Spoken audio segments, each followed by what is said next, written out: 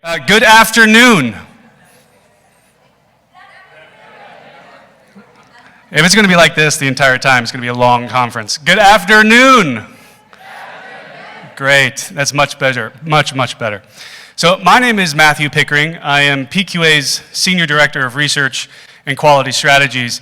It is my pleasure to welcome you to PQA's Caring for the Whole Patient event. This national forum is really focused on showcasing some of the emerging best practices into addressing the social determinants of health, as well as elevating the role of the pharmacist as well. So efforts to really address the social conditions that impact patient, am I being too loud? No, okay. Efforts to really address the social conditions that impact patient care and ultimately patient outcomes can really be strengthened by the pharmacist and pharmacy personnel.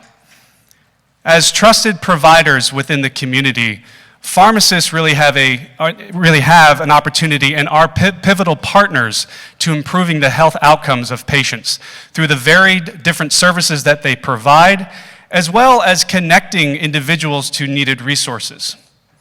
PQA is a national quality organization. We are focused on the appropriate use of medications, including medication safety, as well as adherence.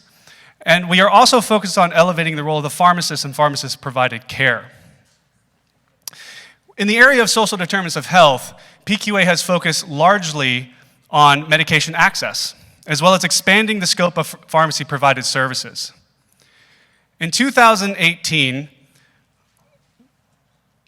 it's not really advancing here. So in 2018, we released a conceptual framework with the partnership of the National Pharmaceutical Council. Any work, guys? Yeah. So let's just describe this here. Okay, so in 2018, with the support of the National Pharmaceutical Council, we convened a multi-stakeholder roundtable to better define medication access. So if we think about quality measurement, right? Medication access in the quality measurement space is really defined by adherence, right? Adherence in a lot of healthcare utilization frameworks, right, are proxies for medication access or use. However, we know that that's not enough, right? We know that there are upstream factors and issues that impact a patient's ability to gain access to medications beyond just adherence. So the point of this roundtable was to develop a conceptual framework to redefine medication adherence, focusing on these upstream types of issues or factors. And that developed into a series of 7 nodes, which you can see not on the screen, but a series of 7 nodes that this roundtable informed. Right? The first node is around perceived need. Does a patient actually understand that they need to seek care based on their clinical condition or their illness, or even if they have an adverse drug event? Do they know that they need to seek care? That is the second node, is seeking care. Here we go, thank you. So then they start to seek care. They start to enter into the healthcare system, right? Well, that seeking care then eventually leads to an encounter with a provider. In this case, a prescriber, potentially giving a prescription. That prescription lends itself to getting adjudicated through a claim, which ultimately is then dispensed, and the patient is adherent, both either primary or secondary adherence. Well, in addition to these 7 nodes, which is ultimately a journey, as I've mentioned before, this perceived need to adherence and then re-entering this cycle once again if there's further evaluation, this roundtable then mapped a series of challenges and barriers across all of these nodes. Right? These challenges and barriers are both financial and non-financial, okay? So the financial things like cost, right? But this is not just about cost of medications, it's also the indirect costs associated with seeing a provider, taking time off work, paying for public transportation, child daycare to go see a provider as well. So these are these types of indirect costs. But some of the non-financial barriers that are mapped are things like social determinants of health, like health literacy, transportation, language. So all of these are potential targets for quality improvement efforts, as well as potential measure development efforts in addition. In addition to this framework and these challenges and barriers for projects or pilots or further research and quality improvement and measurement, the roundtable informed a series of recommendations. one of those recommendations around how to use this framework is really to try to increase the utility of pharmacists to addressing social determinants of health, as well as improving access to medications.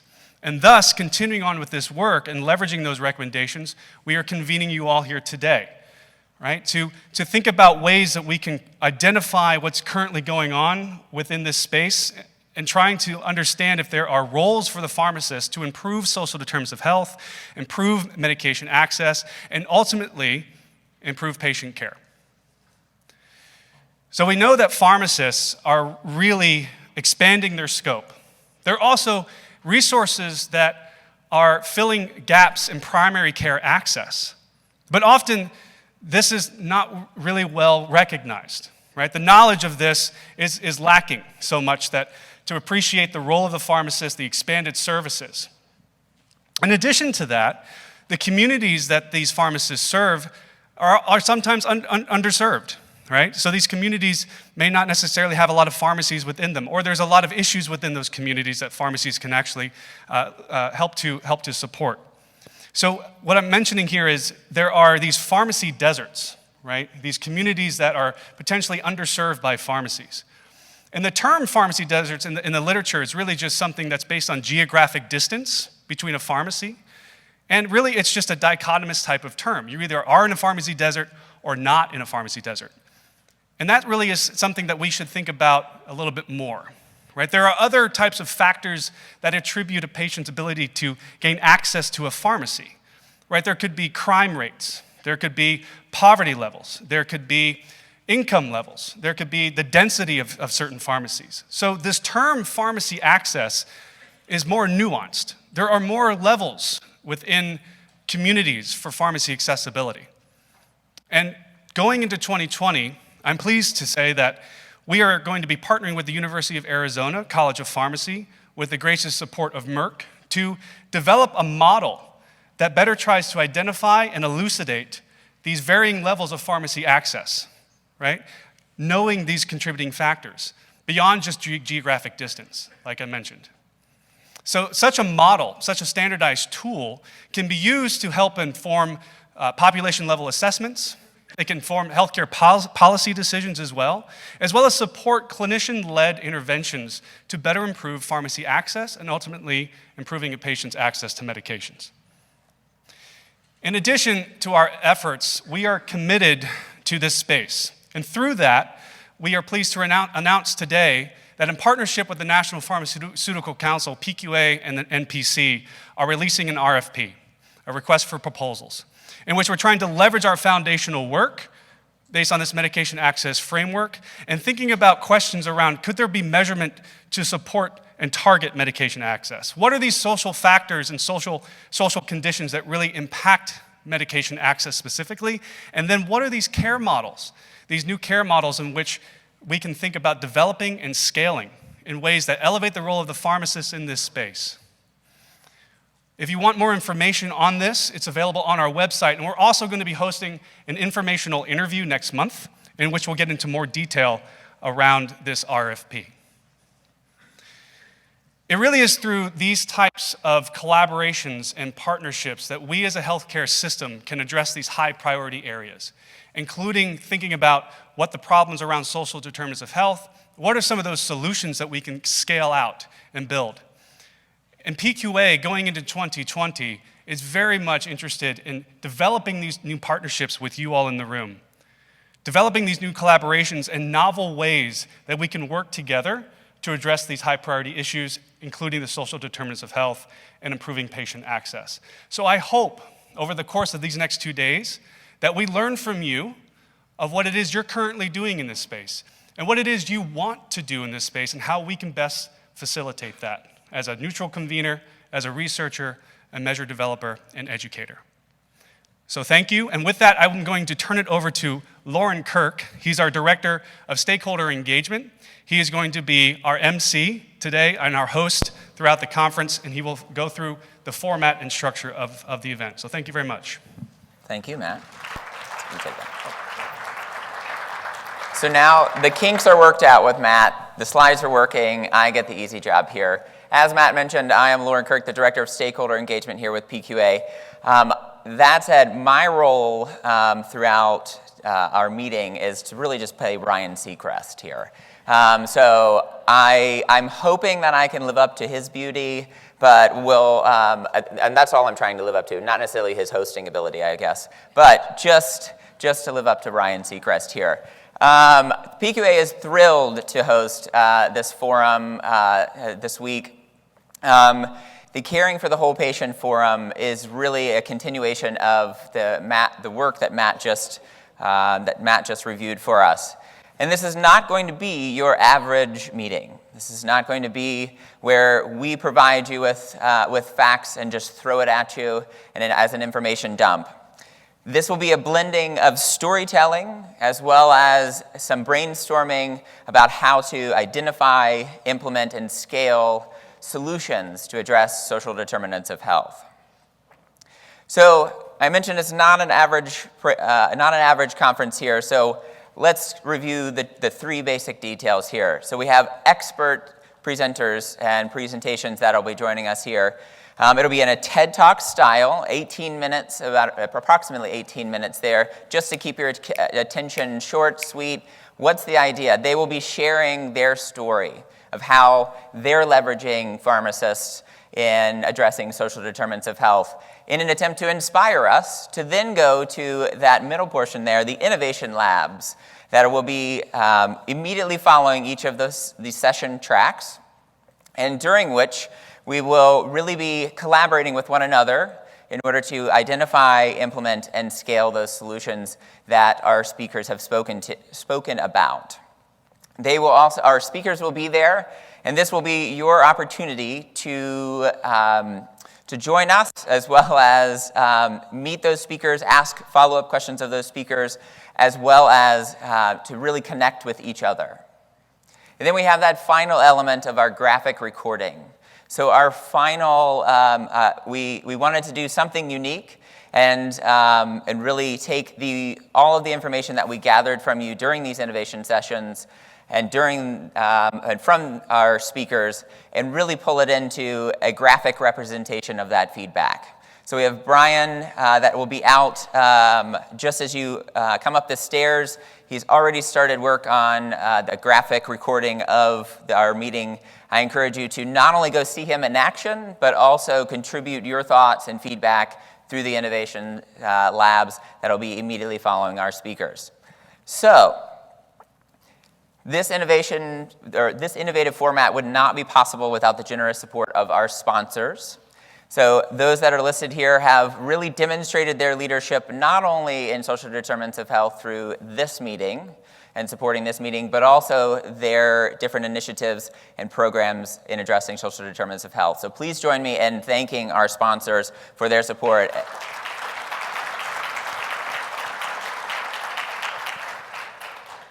So we have 8 different organizations that are also exhibiting for us here, and these community health and advocacy organizations are on the front lines of addressing social determinants of health. So you'll see those that have solutions for food insecurity, transportation challenges, limitations in health literacy.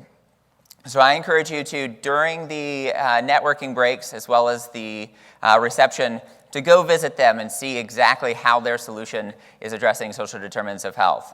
We also have thought innovatively about how these exhibitors can engage with you, so I encourage you to take a look at the 2 high-top tables out there with big screens.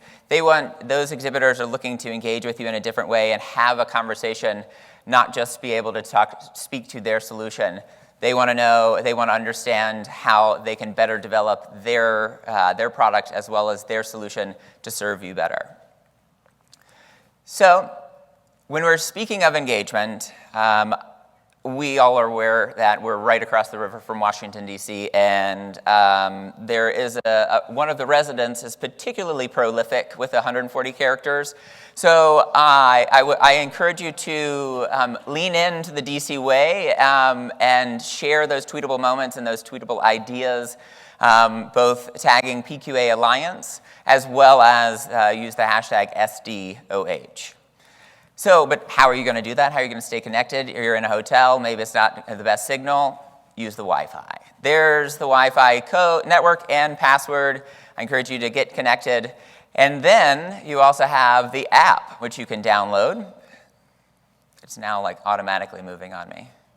I don't know if they're just trying to speed me up. But, and then while you have your phones out, I do need you to save the date for the PQA, the 2020 PQA annual meeting, which will be in Baltimore, Maryland, May 13th through 15th. So now that we got all the housekeeping done, as we know, an individual's health is determined by a variety of factors that range from what they eat all the way to the community systems and support systems that are around them.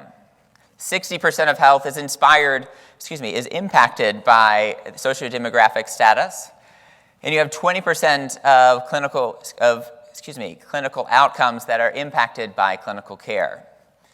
So we're all familiar with specific types of SDOH. That's the safety in the home, that's food insecurity, transportation challenges, lack of family and social support.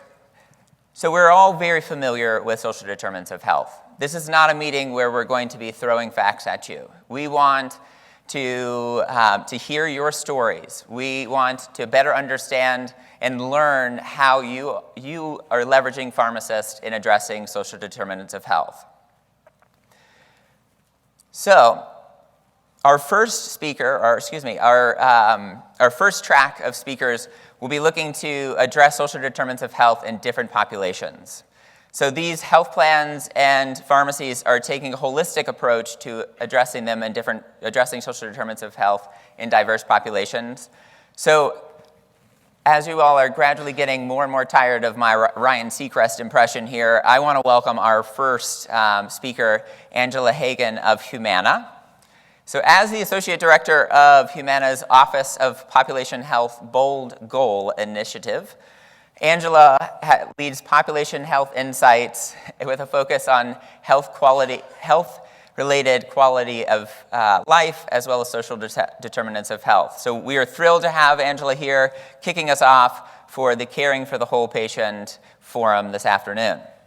Angela? I'm up. All right, thank you. Here we go. Okay. So, I'm going to move over that way because those are some bright, bright lights. So who here is caffeinated but tired and ready to go? So I've been up since 4:30 this morning, but I'm really excited to be here.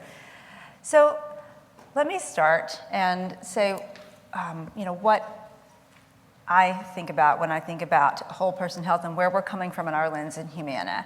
And really, it all starts, our bold goal, which is to help improve the health of the communities we serve 20% by 2020 and beyond, really starts with health-related quality of life. I don't know how many of you in here have heard of the CDC measure Healthy Days. It's a simple 4-question subset, and we really focus on two questions in the middle in particular. The physically unhealthy days that people report in the last 30 days, and the mentally unhealthy days that people report in those last 30 days. And it's a self-reported measure, but people are actually really good judges of their health. If I say in the last month, the last 30 days, how many were bad, right? How many days were physically bad for you? People can generally tell you. And when I say how many days were mentally unhealthy days, were bad days, meaning stress, depression, problems with emotions, people report that. And the thing about this measure is that we have 3 decades almost now of it being validated and used and bumped up against clinical claims data and other things. It's actually a really good gauge of people's health and where it's trending. And so we use it in 3 distinct sort of ways at Humana. We use it for population health surveillance, for our Medicare Advantage members, for our commercial group members, for our Medicaid population members. And we do random sample surveys every year to track and trend, to weight the data, trend them, and see how we're doing for a mean of a population.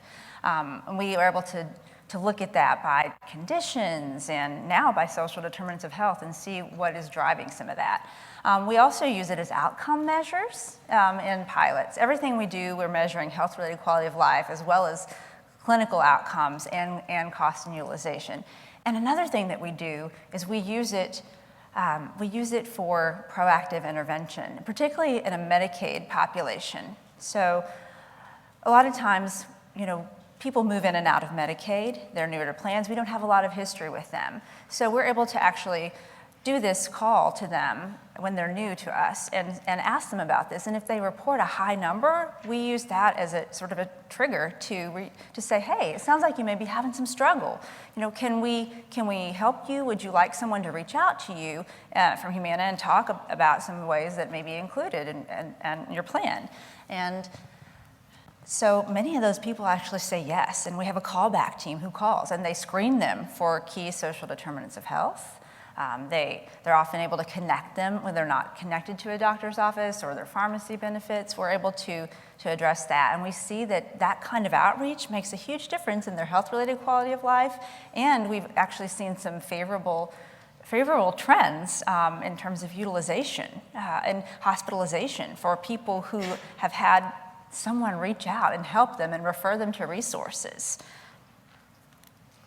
So we use Healthy Days for really the main guide, the gold standard for how we're measuring our progress of our work, but it's led us to a lot of insights, and it's really what led us at Humana and the Bold Goal team to focus on social determinants of health as a strategy. So I use this to illustrate, if you look in the middle, food insecurity and loneliness. Those two have a bigger impact on health-related quality of life than a chronic condition like diabetes or COPD or even depression. So people who have food insecurity, who've screened positive for food insecurity, people who've screened positive for loneliness, there is a burden beyond disease on their health-related quality of life, and we also see that tie back to higher utilization. It's higher than all of our population average. It crosses all populations, but we know that there is a burden on people's health. So I'll take a step back and say, you're all familiar with our Robert Wood Johnson Foundation, the county health rankings. We bumped up those data against our own member-level Healthy Days data, and that's really what led us to see a strong association. And then we started screening our own members for those things and validated that. So absolutely, those things have a strong, strong relationship. And we focus particularly on food insecurity and loneliness out of all the host of things, right, that are going on around social determinants of health, because we saw those as having the strongest relationship with health-related quality of life. So I'll talk to you about what we're doing in the space of food insecurity and loneliness across different populations, and how our strategy is really engaging a whole community, the whole health ecosystem, right, including pharmacy, including primary care physicians, including community, local government, and stakeholders, because really it is a health ecosystem. And my team, I didn't wear my t-shirt today that has the WhackaMole game on it. Do you guys all know the WhackaMole game, right? I'm gonna have to trademark it somehow, because I always make the Whack-A-Mole analogy. When a lot of times we tend to address social determinants of health or health-related social needs like a one-off kind of disparate way, like let's diagnose and screen for food insecurity and connect someone to a resource. But you all know people, right? When it's so rare that people have just one thing going on, right? You can solve for the food insecurity, but that whack-a-mole, that mole pops up, you get your mallet, you bang it down, there are 3 or 4 other things going on. So I always say we have to make a new whack-a-mole game and kind of reinvent the game and change the rules. And you have multiplayers with multiple mallets, right, all standing around at the same time. And that's kind of how I think of how our work has to be across the system, leveraging all the different stakeholders and the influences on health, right? Leveraging pharmacy, leveraging payers, leveraging providers, leveraging community-based organizations, and all of those things. But we're getting to that point, right? We're trying to comprehensively screen and understand how all those things interconnect. But in the meantime, we have some really great data on how food insecurity is driving health of members, whether it be Medicaid population, duals, Medicare, commercial. And we're doing stuff about it, and we're engaging people around that strategy. So as I mentioned, we've started focusing on food insecurity because of the high prevalence of unhealthy days. And we started screening. We started screening in provider settings initially, and we were sort of shocked at how high the rates were. And that led to us doing some more work with a randomized control trial and an intervention, where we were screening again in a provider setting primarily, but then referring to community resources. But at the same time, we were also trying to look at other places where we could screen people, whether it was through our own nurses, whether it was through our community-based partners. We have a partnership, you see Walgreens referenced on there, where we have presence in of our BOGO communities, Knoxville, Kansas City, other places. Actually, that's a point of care. So how can we identify some of those needs at a point of care delivery where you're actually seeing a person, generally speaking? So we've been doing screening there and connecting to community resources. We use these screenings to help us build predictive models, to help us try to identify people who may be in need, and maybe do some triage outreach to those folks. We'd love to find ways to even connect, and how do we get that information to other stakeholders in the system. One of these days we're gonna get to a point, right, where we have, better interoperability, right? So we all see the same things and can understand a patient's experience in the community. But we're now to the point where we're screening 1 million people this year of our own members for social needs such as food insecurity, and working with those community partners and providing resources. I know we said we're not going to talk data and stats, but med adherence is a huge thing for the pharmacy industry, right? That's a quality measure for us, for you. We all know that people who are struggling with affording food and basics are not taking their medication as prescribed, right? You have the prescription to take medicine with food, right? Or maybe they don't have the medicine at all. So they don't have food, or they're just not buying the medicine, or they're cutting their prescription in half. I know someone who's done this. You probably have heard of people doing that too, right? No? Is that a crazy idea, that someone cuts their pills in half to make it last longer? Because they think that, oh, well, at least I'm taking some, and not understanding that that really doesn't have the desired effect. People do that. I've seen stats that it's, 1 in 5 people who with diabetes are up against this, right? Where they have a financial struggle and have a problem with food, and it's impacting their medication adherence. So we all know it's an important thing to be addressing. I'm doing okay on time.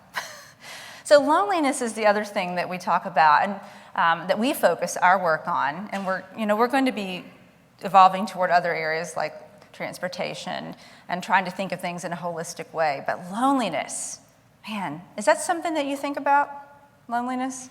I mean, it seems like everyone's talking about it, right? You've got a minister for loneliness in the UK. It's all over the news everywhere. I mean, we're talking about it here. It's been in the New York Times and the Wall Street Journal, and the huge impact that it has on health. So how many people are in the world right now? 7 point whatever billion people, right? With 7+ billion people in the world, should anyone be lonely? Really, But they are. And there's stats that 43% of senior citizens are lonely. But it's not just seniors, right? It's young people.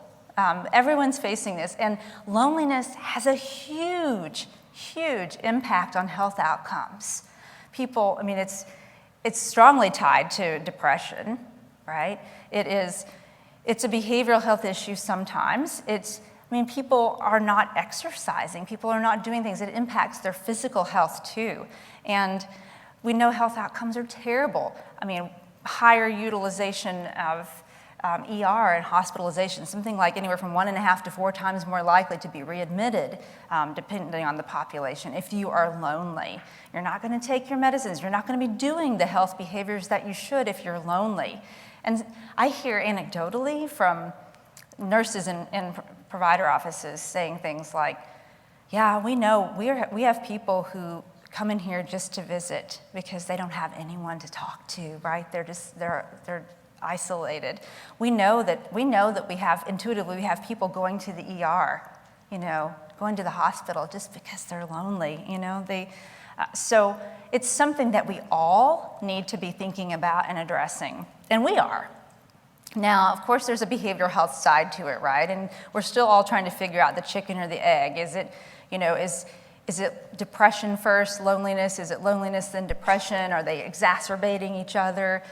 Sometimes the solutions are behavioral health solutions, and we need to get people to behavioral health providers and get them on their medication and staying on the medication, because we know that there are behavioral health medication quality measures too. But social connection, social isolation is a huge contributor to loneliness, and that's something that in a pharmacy setting, right, we can think about, or a provider setting, or anywhere in the community, just as a human in an elevator to another person, you can connect with them. But maybe the pharmacy setting is a place to see signs and potentially screen someone for loneliness. There are validated, simple to use 3-item screeners that the UCLA developed that tells you. But more importantly, what do you do about it if someone is lonely? Because that can be an awkward moment, right? Oh, you're lonely. I'm sorry to hear about your luck, right? What do you do about it? Or even in a pharmacy setting with food insecurity or other social needs, it can be an awkward conversation if you don't have something to do about it. We hear that from primary care physicians' offices all the time. So I'll talk a little bit about a tool that we have, and there are tons of tools out there, but a free and open tool that we have that's web-based that gives resources to people that you can search by address in a community. But some of the things that we've done is we've actually built a predictive model, again, based on our screening efforts, and we're doing things to actually address loneliness in terms of making social connections, whether it be partnering with activity like the Silver Sneakers group, or how many of you have heard of this group called PAPA? It's Grandkids on Demand is like the sort of the tagline, where it's like, you can use an app or you can use it manually and call, but it's like delivering companionship to your house, these college students who can come and to the home setting and help change a light bulb or help you figure out how to get that tablet set up so you can, have a Skype conversation with your grandkids who live, 500 miles or more away. We've actually seen a lot of promise in these things, and there are basic things in communities, community centers, congregate meals, opportunities to volunteer at places. Those are things that when we see signs of loneliness and social disconnectedness in someone, we can pick up on that, right, and refer them to some place. Have you thought about doing this? Do you have an interest in this? Have you thought about volunteering? Is there a place you'd like to go? How can I help you find something near where you live? And we are doing some of this again. We are doing some screening. You see their reference with our Humana at Home team and with our Humana Specialty Pharmacy. We've been able to actually leverage those predictive models too in those settings and understand, like, if we see people not adhering to their medication, could this be a factor? Maybe we need to reach out to them proactively. So I have 2 minutes and 8 seconds left, and I'll talk to you and leave you with this, because we know, again, we don't want to have those awkward conversations with people if we can't do something about it. There are a whole host of sources out there, Aunt Bertha, you guys have heard of a lot of them, right? We started developing something on our own to not only map out resources, but to map out the potential risk by neighborhood in communities and understand what might be going on and causing what might be some of the root of the issues that people are facing. So this tool, Zoom In, is at zoomin.humana.com. It's a free, open, no login, agnostic tool that you can map out at address level and heat map in a city. Like, show me where the zones of food insecurity are in, let's say Richmond, Virginia, right? Or Charlotte, North Carolina. Where are the zones of food insecurity where there is a population under 18 and there's poverty and there's X and Y and Z going on, up to like 7 different things going on. And then show me at that address where it falls in those. And show me what the nearest resources are to that, and be able to search by food resources or social connectedness resources or transportation resources. We've got 50,000 different resources across the nation in there. Those are kind of things that probably you need, and we're happy to provide and partner together to help you address these things. But bottom line, it takes all of us working together, whack-a-mole style, to improve the whole person health in a community. And I'll leave you with that because I got 20 seconds left. Thank you, guys. Give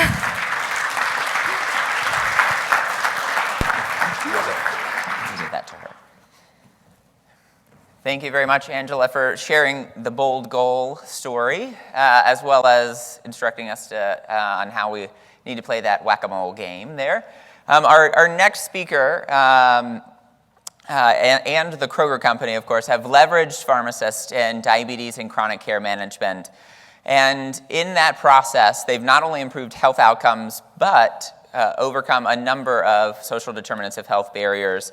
And so I'd love to bring Brooke Hudspeth on stage here to share the story of Kroger and her work that she's doing within diabetes care management. So, Brooke? All right, thank you so much. So good afternoon, everyone. I am a pharmacist, and I'm also a certified diabetes educator by trade with Kroger Pharmacy. Also work as adjunct faculty with the University of Kentucky College of Pharmacy. And for many years now, Kroger has been heavily involved in diabetes management programs, and as many of you all probably are as pharmacists and as healthcare providers in general, we know that we see lots of patients that have diabetes every single day. And we also know that there's a lot that we can do as pharmacists and other healthcare providers to really help manage diabetes. But over the past few years at Kroger, we've really gotten into the diabetes prevention space. And so over the next little bit and in the innovation labs, I'm going to speak a little bit to what we've done, particularly in the area of social determinants of health with these patients in our diabetes prevention services that we provide, and also some of the things that we're looking to do in the future. So again, I know we're really focusing over the course of these 2 days, and both Matt and Lauren have spoken about the impact of these other factors, right? So as pharmacists, we can come up with and recommend the most optimal medication regimen to help manage a patient's disease. Or as a diabetes educator and program coordinator, I can develop the most robust program. I can have a very strong curriculum. As healthcare providers, we can develop these strong clinical plans. But we now know that there are so many other factors that really are involved when we think about managing the patient and caring for the entire patient, right? So some have been mentioned. Well, Angela spoke to many of those. Look forward to working and figuring out how we can incorporate this into some of our patient management strategies. But things like transportation, food insecurity, that's a huge one, as she mentioned. Also with Kroger's, many of you probably know we are a pharmacy in a food store setting, so we have the ability to have a great impact. So I'm going to speak a little bit to that as well. Also, just the cost issue and financial burdens, cultural sensitivities and cultural considerations that we have to take into account. So all of those are factors, as we well know, as well as many others, that really come into play when we think about that comprehensive management of a patient and really being able to produce those strongest health outcomes for the patients that we serve. And so I'm going to start out this particular slide right here for any of you all that are in the diabetes world or have had any education on pre-diabetes or diabetes prevention. I'm sure this slide is very familiar to you. I know I've used it multiple times myself. But to me, it truly is an indication or a picture, illustration of why we need to focus so heavily on disease prevention. So we know, again, the implications of diabetes. We know that it impacts many, many patients. It has a huge impact on our healthcare system, the healthcare dollars that are spent. The latest numbers, I think as of 2017, $327 billion annually in our patients with diabetes. So we know the implications for our patients with diabetes. We also know that as pharmacists, as other healthcare providers, we have the ability to help prevent or delay complications of diabetes. So diabetes is a disease state, as you guys are well aware, that hinges heavily on self-management. And so there's a lot that we can do to help educate our patients to effectively manage their disease. Again, we also have to think about those other factors that come into play. But what's even more staggering to me up here is what lies beneath the surface. And that is the 84 million Americans that have prediabetes, or who are at a greater increased risk for developing type 2 diabetes if no intervention is made. And what's even more staggering is the fact that 9 out of 10 of those people with prediabetes, adults with prediabetes, have no clue that they have it. So clearly, there's a huge opportunity here, and we know these patients, again, are at that increased risk for developing type 2 diabetes if no intervention is made. So there's clearly a great need for that intervention to be made. Congress recognized this need, and in 2010, they authorized the CDC to develop the National Diabetes Prevention Program.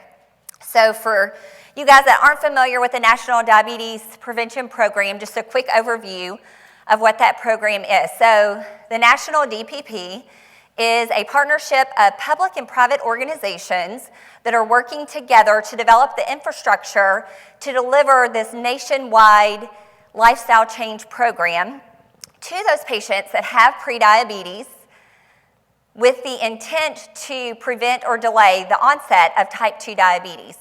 So the program itself is actually a year-long program for patients, and it really seeks to incorporate tools that will elicit that lifestyle change. So it talks a lot about, when we think about diabetes prevention, we think about improved nutrition, increased physical activity, lifestyle modifications, but it also incorporates other things to help those changes be sustainable. Things like goal setting, risk management, dealing with stress, how to handle setbacks. So it really tries to teach a patient how to effectively make these lifestyle changes so that they can prevent type 2 diabetes and have that weight loss, that 5 to 7% weight loss.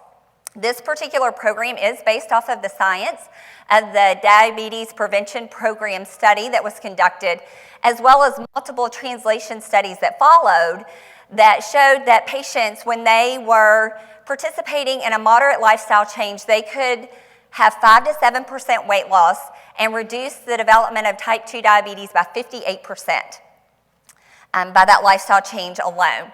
And that number actually was even greater in our older patients. So in patients that are over 60, that reduction is 71%. So here it is. We have this problem, right? We know there are these patients who are at very high risk for developing type 2 diabetes. We talked about the implications of diabetes. But then we also know that we have an intervention that can prevent if patients go through this diabetes prevention program. And so the CDC actually in 2012 worked with multiple groups to really expand and implement the National Diabetes Prevention Program. And that's where we first, at Kroger, became involved with the National Diabetes Prevention Program. So part of the CDC 1212 funding opportunity, we partnered with AADE, the American Association of Diabetes Educators, to expand our diabetes self-management education and support services to also include now an intervention for those patients that had prediabetes. And through that program, we were able to have similar success in our patients. We offered it as a face-to-face program. The program can be delivered in multiple modalities. So originally, the program was delivered primarily face-to-face, but the CDC has recognized the value in telehealth delivery or digital delivery options. And so programs can receive recognition for their diabetes prevention program through a combination or a single modality approach. The program, as I mentioned, it's a year-long program, and it follows an approved CDC curriculum. And it consists of the first 6 months being a little bit more intense. There are weekly visits that take place over the course of 16 to 24 weeks. And then the second 6 months is kind of like a maintenance phase. Patients meet with the trained lifestyle coach or the certified lifestyle coach at least once a month. Now, this certified lifestyle coach that's delivering these services has to go through a certification to become a lifestyle coach, but they don't necessarily have to be a healthcare provider. And that's the approach that we took. We have pharmacists and dietitians and nurse practitioners who oversee the program itself and help to deal with more complex issues. But we actually have our certified pharmacy technicians and also some nutrition technicians that are the primary lifestyle coaches that deliver the program itself. And so we were chugging along delivering the program, as were many recipients of this 1212 grant funding opportunity, but the CDC then recognized that there was another problem. They recognized that while we were showing success with these patients, there were a subset of patients, these priority population patients, patients who are at increased risk, have a greater disease burden, but they weren't represented in these diabetes prevention program services that were being provided.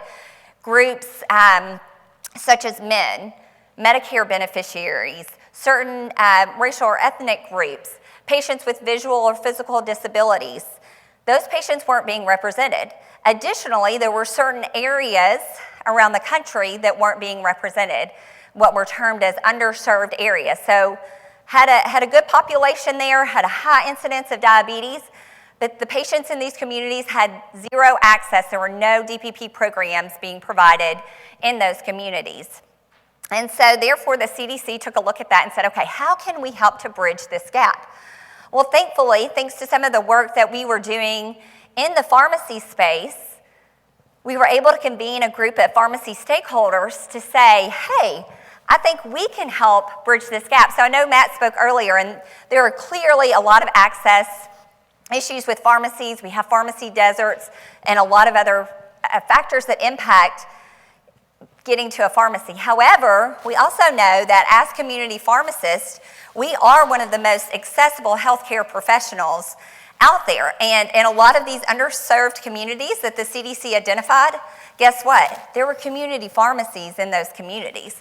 Couple that with our experience in disease management, our clinical expertise, our experience in prevention across the board, it really allowed us to showcase our ability to help address this public health challenge and help to meet a previously unmet need.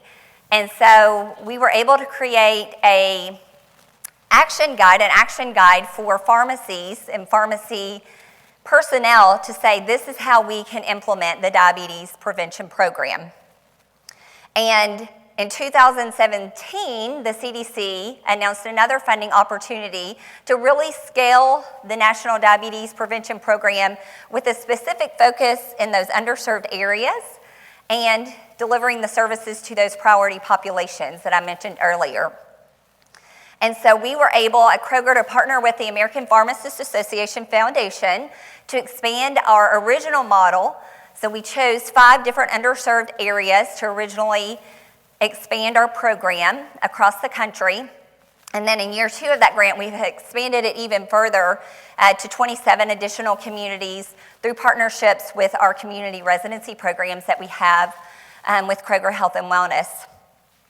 And so we've been able to continue to serve our patients in our communities, but we did still recognize, remember, we started out as a primary face-to-face delivery modality. So we recognize that even though we expanded to those 5 underserved areas, and even as we expanded even further, we still weren't getting the patients enrolled. We still weren't reaching the number of patients that we really needed to reach in those areas.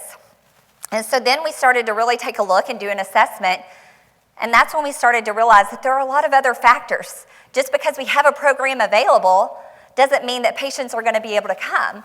We have to think about those other factors that we mentioned, and there are a lot more, but we have to think about transportation issues. If we're offering a face-to-face class at a time where they can come, do they have childcare needs? What about the cost of a program? How does that impact patients' participation? And so we expanded our program even further. So we now also have a digital delivery approach. So we have a digital partner to deliver the program through virtual methods, as well as expanded into some telehealth delivery options for our program as well. And we have seen the engagement and the success in our program just skyrocket through that expansion. However, that in of itself is not enough. And in fact, I've got my resident here with me, Beth Magner, and she's going to be in the Innovation Lab, so I hope you can really speak to her. She, for her practice-based research project this year, has chosen to really focus on assessing for those social determinants and understanding how they can impact outcomes with our patients, as well as, probably more importantly, developing those interventions and those tools that we can utilize to help address those barriers so that we can improve those patient outcomes.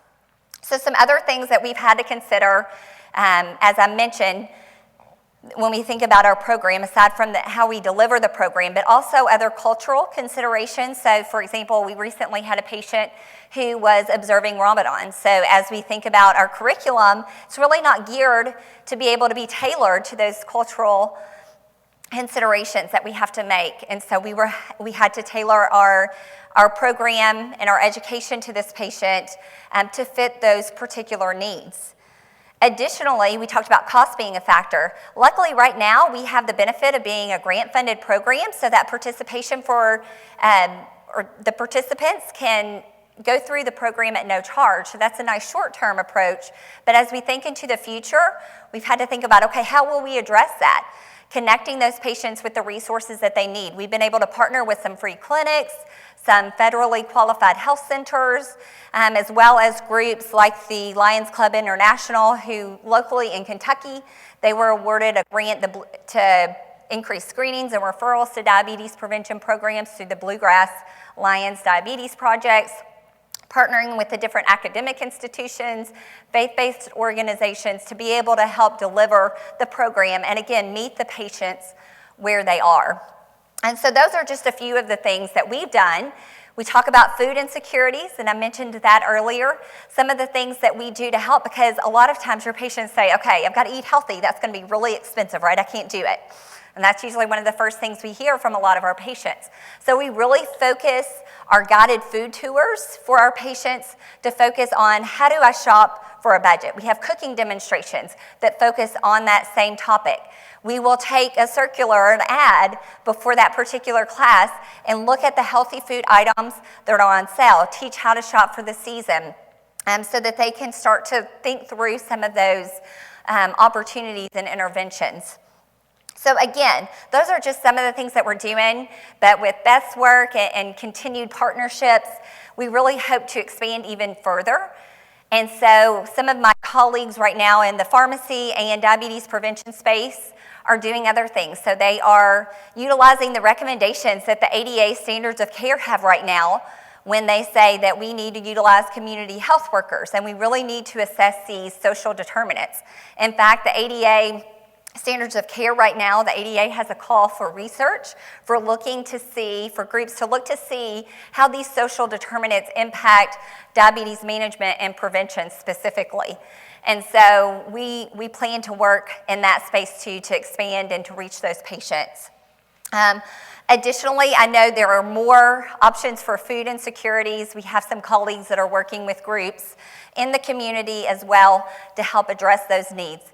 There's also data out there to show that retention rates with DBP are improved when programs offer reduced fees or cover childcare or transportation for the participants. And we also know that when we have culturally adapted tools and resources that are CDC approved, that also helps with the enrollment and retention of patients that we have in our DPP program as well.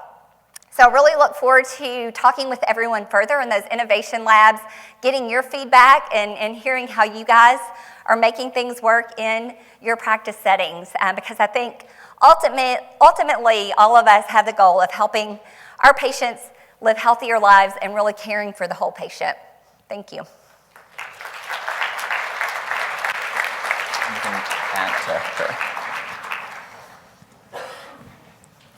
Thank you very much, Brooke. You can pop the slide forward.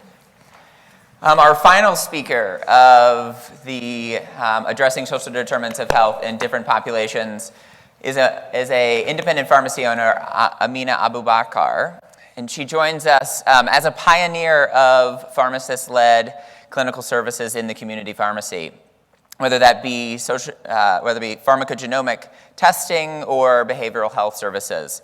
So Amina and her team have fostered an environment that really showcases patient-centered care. And as a result, she's not only optimized medications, but very much improved lives. So let's hear Amina and her team's story. Thank you. Thank you. Oh yes, that light is very bright. So in my organization, I cause a lot of stress, okay? And they always worry when I go to a conference. So right now they're worried, what am I back with? So it's good that over the years, just going to conferences and listening to different models, I have the privilege as an independent pharmacy to go and implement the next day. So it's good and bad for my team. So with that, the last time I was here, I think I heard about the great mission of healthy people by 2020. And when we look at it, it's a few weeks from now. So are we ready, right? So I keep asking the team, guys, there's a mission, healthy people 2020. They're like, Amina, we are like a few weeks away from that. Do they have answers? And I told them I'll be back to tell them all the answers that we have. So with this mission, I kept thinking. I went back to our pharmacy and I looked at how we deliver care, how we deliver services. And we have been very fortunate in 10 years that we have the highest retention of patient care. So I started learning from, why do they come to us? What are we doing different? So I started collecting backward data to say maybe we have been solving some of the social determinants of health before they had this fancy name that I keep hearing it over and over now in healthcare. But this also told me my providers were getting stressed because they're asked to collect all this data. They don't know what to do with it. So I'm naturally a very curious person. So I always ask questions. So I went out to my providers and I said, so how are you guys addressing social determinants of health? And they say, Amina, try to be in my shoe when you have 7 minutes to take care of a patient, and then you have overwhelming data to collect, and then you don't know what to do with it. You even feel like it's a shame to ask patients for these questions that you're not addressing.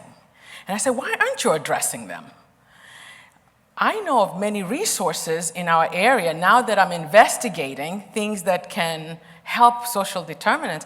I found food banks that I never knew about. I found caseworkers, social workers. There are a lot of resources.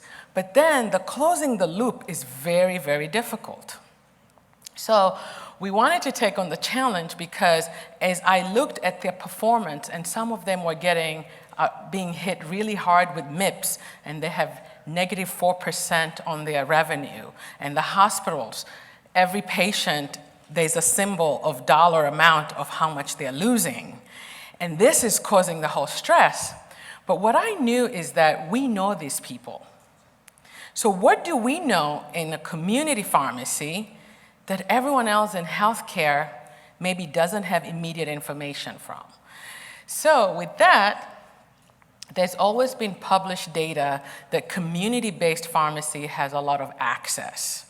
But we have never learned how to tap into the value of this access. This was my answer to as I was searching for what is happening, what do we do different, what do we know? And so that data for me, when it says a patient sees their primary care provider 3.5 times in a year, but 35 touches.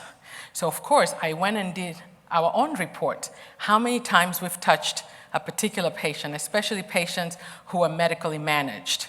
And also patients that are not medically managed who come in for immunizations, who come in for OTC, who come in to get Band-Aids. There are so many touches.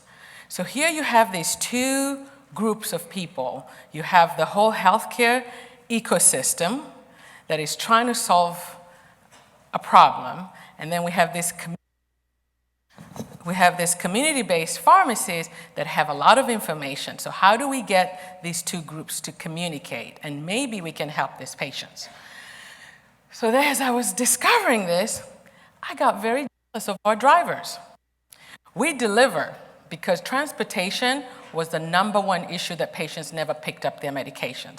So some of the areas we serve, yes, we're in Charlotte area, but there's high poverty. Not everyone has a car. And to get to some of these areas, you have to take 3 buses. It could be a half-a-day trip just to go to your doctor's office or get prescription. So early on, we had solved this by having deliveries. So then I looked at our drivers and I pulled data. So this is data from 1 month of how many homes we've been in.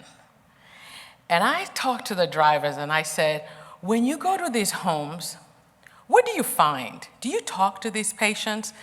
And Justin, our driver, had so many stories about who he sees and what's going on.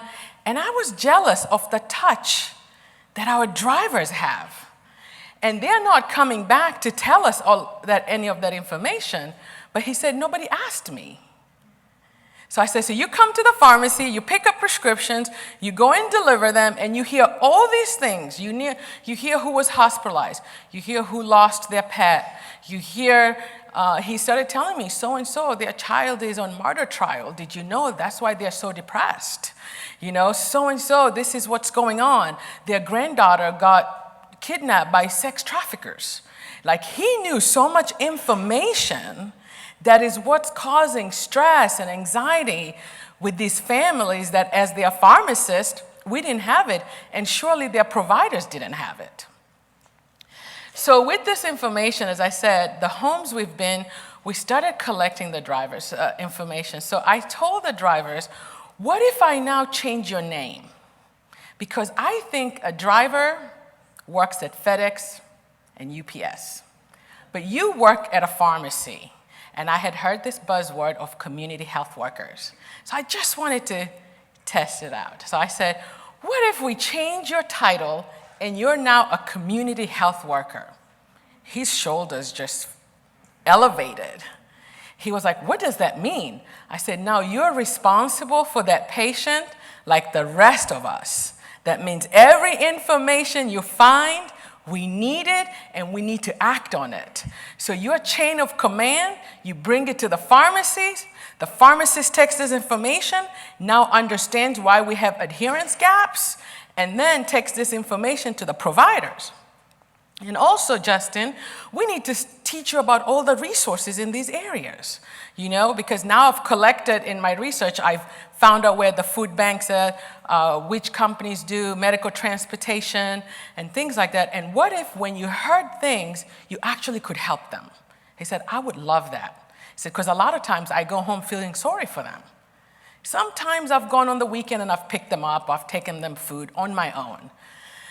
So, with this, I kept thinking back to the quality measures that people are being penalized on, yet they can't control these other factors. So when I was thinking about this, I thought about the gentleman that I met him about 10 years ago, newly diagnosed HIV patient. He came to our pharmacy. He gave us his prescription. He said, I have insurance. So we took it, ran the prescription, and his total cost was going to be a couple $1,000s. And looked at him, and he was like, but I have insurance.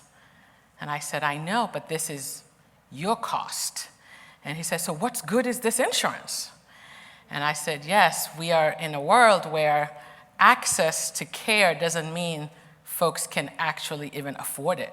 Because this gentleman, now I'm like a newly diagnosed, we need to get his viral suppression. I'm on the pharmacist mode with all these quality metrics and goals that we have, but the reality is in front of me, this individual doesn't know what are the next steps. So we reached out and were able to get him help to see a social worker and a case manager. A few weeks later, he comes back to us and says, you know what? I have to quit my job in order to afford health care. I have been working since I was 16 years old. And this feeling terrifies me, that now I have to give up everything, and I was told I'll get food, I'll get on Medicaid, and I'll be able to afford my medications. And I thought, what if we gave people just what they needed? This individual just needed help to get through the deductible. He didn't need a house. He didn't need food. He wanted to keep working. But definitely, if we're going to solve these issues, we have to think of what's fair. Like stripping him of his ability to work now led him to depression. He didn't have depression before. Now he was at home, no longer working, getting assistance, and now we caused more problems. Then he started drinking. So it's like we want to fix things, but not in a holistic approach. So that's what when you look at, and we look at those zip codes that we are in, equality sounds fair, that we're going to go and say everybody needs this, everybody needs health insurance, and everybody needs this. But actually, we need to start looking at equity. What do the people really need? You know, if we can just meet them at what's most important for them today, I feel like we'll be closer to solving some of these care gaps than a holistic approach of spending so much on everyone. So that's what I kept thinking, because for example, in our pharmacy, if we have a visually impaired person, we take care of them by giving them the talking vials, you know, that talks to them, and they get to stay at home. They don't need to go to a facility because they're fine. They just wanted to be able to read their medication. So things like that. So our pharmacists are really charged to think about the patient holistically all the time. So when I went back to the providers, of course, many people are like, yes, this is all great, Amina. You might be altruistic. We're pharmacists. We need jobs. How are we going to get paid doing all this work? So, of course, I had to use what I thought was very valuable as a leverage back to these providers. I said, well, I have the answer. We have resources. We have our team willing to do this. You have been given all these population healthcare codes. Let's try to see if this will work. So we started working, so today I'll just focus on the population for HIV because we have a huge population in our area that we're taking care of, and there's a bold goal for having viral load suppression, community viral load suppression going down so we can decrease rates of infection and new infection. But as we started working with the population and started looking at adherence rate, so on the pharmacy, we have great adherence rates. On the doctor side, terrible viral load. Why? So now it's like, is the proportion they covered really a matrix to tell us that the patient is doing well? That means this patient's not taking their medications. So Justin, the driver, we need you. Now, when you go in, could you take an extra minute and ask the patient, do you feel your medication's working for you? That's the fastest way to check for efficacy. So he starts asking, and they're like, no, I'm not taking them. These medications are meant to kill Black people. Whoa, he was shocked. So he brings this information back to us. So different belief systems started coming out, and then other people started saying, I don't even have food. This medication says you have to take with food. You know the last time I had food? So I'm not taking it. Wow, so now we have all these resources. And then we had a group of patients that, even with resources, they were still not utilizing them. So we can have this whole list and say, okay, if you're feeling sad and this is going on, we're going to refer you to here. These are the resources we've collected. And we check back, Miss So-and-so, did you go? No.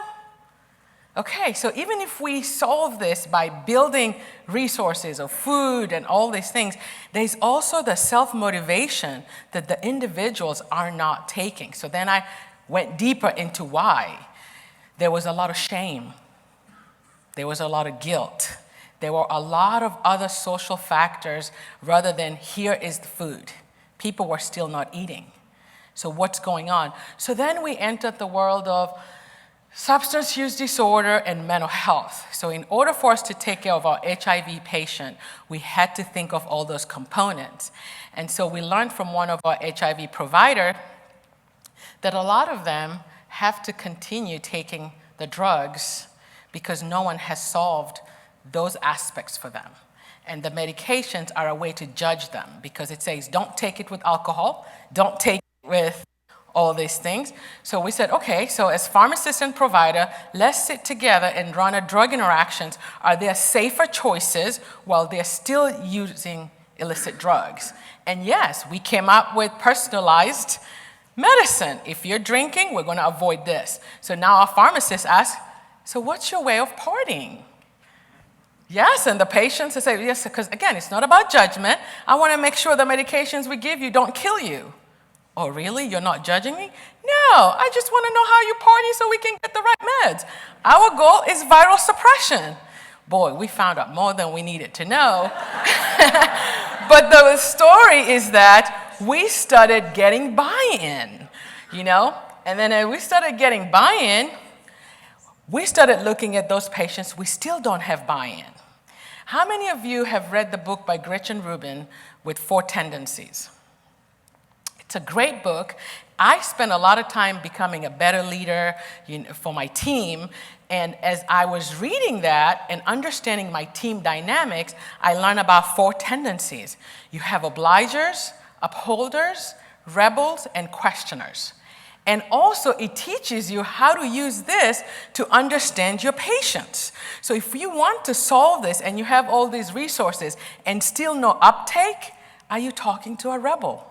A rebel likes choices. So we went back to tell the patients, if we take this path, you'll get this resource, and this resource. And if we take this path, this will be your outcome. At the end of the day, Mr. So-and-so, it's your choice. How would you like me to direct this day? Oh, it's my choice. I'm not telling you, because we've been doing this. You need to stop smoking and go this and walk this. So rebels like choices. Questioners, they need enough information. They need more than normal information to know what really high viral loads mean. Why it was important to start backing off on some of those illicit drugs or the behaviors that they were incurring. Obligers, they need outward accountability. So not every patient qualifies for those apps that do med reminders. Because if you give it to a rebel, they're not going to follow. If you give it to a questioner who doesn't really understand the value of adherence, it's not going to work. But obligers, they need outward accountability. So when they check it off, yes, there's an accountability. Amina got the notification. I did it and all is well. So we started using this. This is our dispensing system. And whether or not the patients get to do the quiz, we ask a few questions. And using those answers, we can label who they are. And so our pharmacists use this to motivate them. So those are there. We get to choose the patient's behavior. And with this, one of the clinics that we piloted this, these were great results. As you can see, we had 87% viral load suppression. Now our adherence metrics are matching viral load suppression, and the provider wrote there, we've reached our goal, now he wants to go to 92%, upping our challenge. So with that said is that with our team approach and leveraging our pharmacist knowledge and resources in our community and our access point, if we can figure how to scale this beyond our small area in North Carolina and Charlotte and have payers that see this as a value and engage this and scale it, I think we'll get closer to Healthy People 2020. Thank you.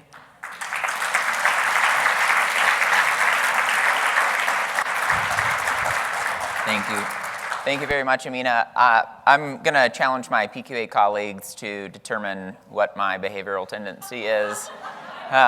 Starlin knows. All right, here's our next step. So we've gotten through round 1, the first track of addressing social determinants of health in different populations. Now it's time to innovate. Now it's time to go to our labs and look at what solutions that our speakers have been speaking to and see how we can scale them and how you can use them in your practice.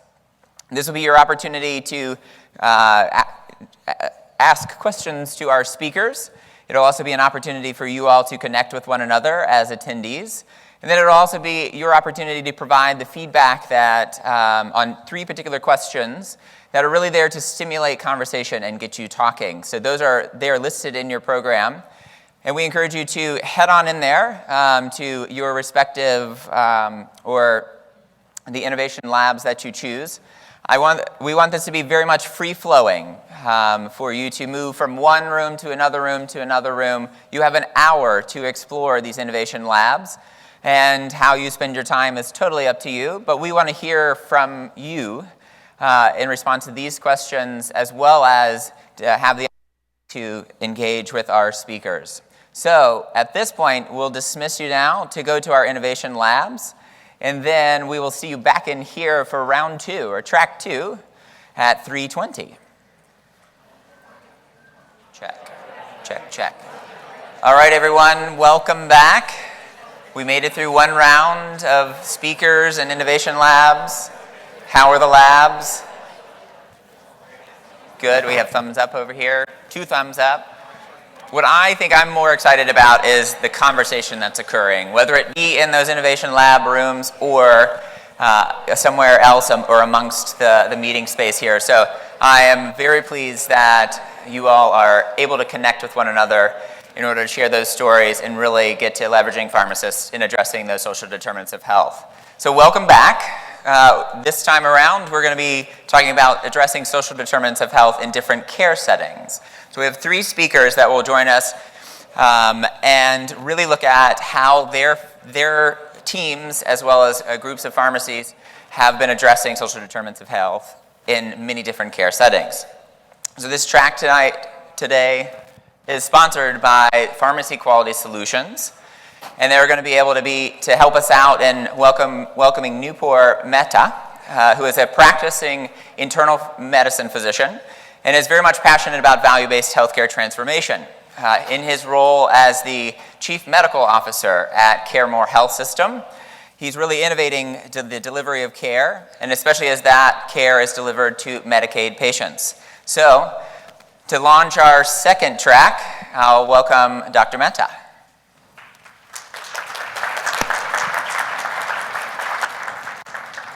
Hello, everyone.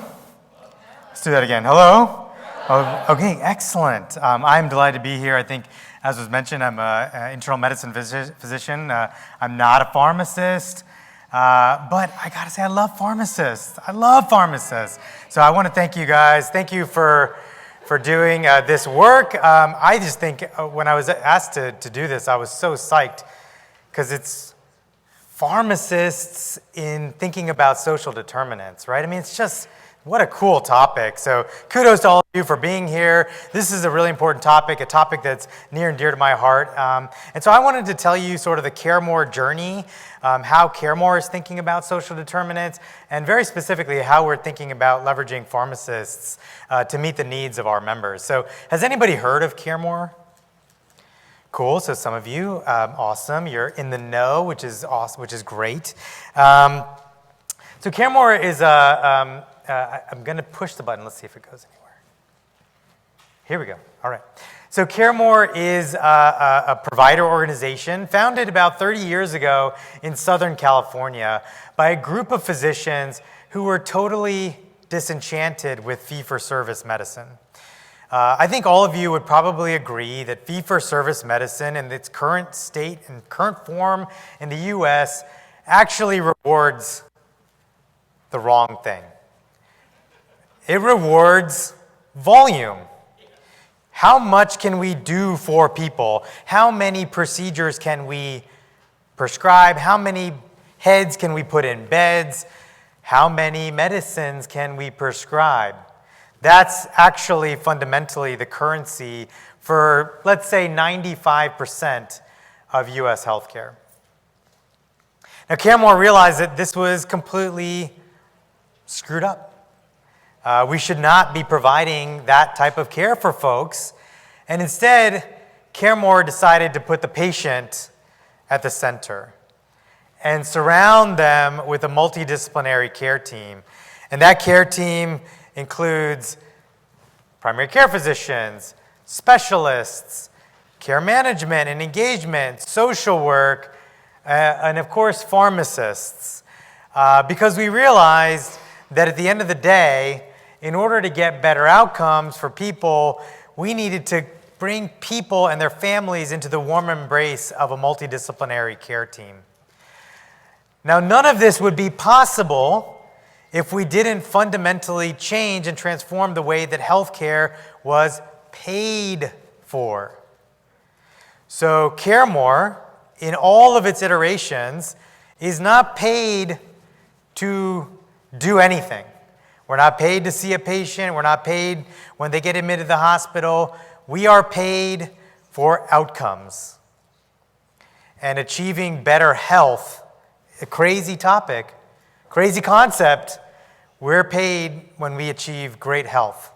When we get better outcomes, that's when CareMore as a company, as a clinical organization, is rewarded. Does that sort of make sense? So this is a crazy concept. We're not really used to it, but that was where CareMore was, how CareMore was founded. And what gets me excited about the CareMore model, and why I would encourage all of you to think about developing a model like CareMore's wherever you currently practice, is because it brings the joy back into practicing medicine. In traditional fee-for-service healthcare, we're running on a treadmill every day, right? We're seeing as many people as we can because that's how we get paid. In CareMore's model, we're paid to do the right thing. And if that means spending an hour with an individual to teach them how to use their glucometer or teach them why the doctor prescribed this insulin regimen, well, that's what we'll do because that's what it takes. Because ultimately, if that person ends up in the hospital or goes to the emergency room, well, that's on us. We don't work in a silo. We work as part of a team. We don't just triage patients and direct them to the right setting of care. We're actually trying to practice internal medicine, family medicine, specialty, pharmacy, the way that we were taught to practice when we were in school. Because again, if we do a really great job of caring for these individuals, we're rewarded. I mentioned this cherry picking is rational. Right now, in fee-for-service medicine, we cherry pick because those are the easy patients and easy families to work with, right? A simple, straightforward 5-minute visit reimburses the same as a complex 20, 30, 40-minute visit. But in a reimbursement model where we're rewarded on population health outcomes, in fact, complex patients reimburse more because we can have a bigger impact on their health outcomes. And then finally, I'll just ask you, who receives data right now? Now, keep your hand up if you think you actually receive meaningful information that you can actually do something with. There's one person, a couple people, that's great. I would argue that the vast majority of people are getting a lot of data, but not a lot of information that they can actually use to change their care. And we direct all of our information towards really thinking about what we can do with the information to actually direct resources in the right places, because again, we're not paid every time we see somebody. So what's happened? CareMore started out about 5 years ago in 4 geographies. In the last 5 years, we've grown to 33 different states and over 50 markets. And now we're seeing over 200,000 people in this model of care. And that cuts across every different care setting you could think of, from the hospital to the clinic to the skilled nursing facility. We're seeing people in their homes. I'll tell you an example of people where we're seeing people in coffee shops, underneath a bridge, whatever it takes to get in front of people, because we know that we can't keep expecting people to come to us. We have to start going to them. This growth has been tremendous, by the way, and so if you're looking for new opportunities, come talk to me afterwards. We are hiring. So I wanted to highlight a couple of different examples of folks and how we've utilized and really thought differently about pharmacists in our different markets. And the title of my talk was Innovation in Medicaid. This example is from one of our Medicaid markets, but I would just say it's innovation in helping the underserved. So this is a photo of a gentleman that we took care of in our Texas market, used with permission. So I wanted to just tell you first about Belinda. Belinda is the woman on the right. Mr. K is the gentleman on the left. Yeah, left, okay. Belinda has been our pharmacist in Fort Worth since the market launched about a year and a half ago. And this, the Texas market is fascinating. It's essentially taking care of the top 10% sickest Medicaid patients in Fort Worth, Texas. So we only take care of the sickest of the sick. And those folks, as you can imagine, have a combination of medical problems and of course, tremendous behavioral health and social needs. And so Mr. K was actually a very typical member, a person that we were taking care of in that clinic. As you can see, he was kind of a mess. Had a hemoglobin A1C of 13, had sort of worsening CKD, was in and out of the hospital with multiple complications, including poor wound healing, recurrent infections. Essentially, after a referral to our pharmacist, she really realized I could talk to this guy about insulin all day long. But it turns out he doesn't have a working refrigerator. So he has nowhere to keep the insulin. And his eyesight is so poor and his housing is so unstable that he can't really read the Lantus pen. So me spending a lot of time educating him on diabetes and the use of this glucometer is kind of a waste of effort.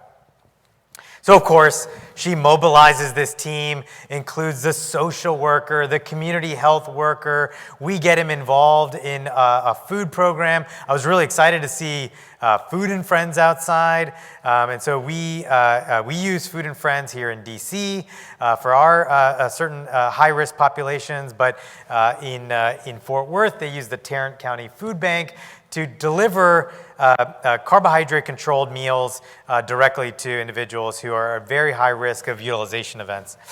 So after organizing this multidisciplinary team, which was really led by Belinda, Mr. K's hemoglobin A1C dropped by 5.4%. Not quite at goal, but pretty freaking close. His ED visits and inpatient stays went from multiple times a month to 0. He would call us before he even thought about going to the emergency room, and we'd get him in and see him really quickly. His energy drinks and his sugary beverages dropped to about from like 5 a day to, we didn't cut him cold turkey, to like 1 a day. And then at the bottom you see this thing that says sainthood.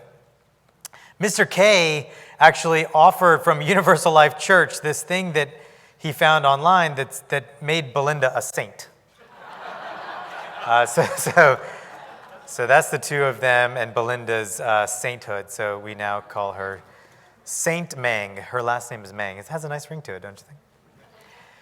So that's just one example in one of our Medicaid markets. And we have tons and tons of these examples over and over. And because we realized that social determinants were such a big driver for medical utilization, for poor outcomes, we decided to really screen every single person that walks through our door.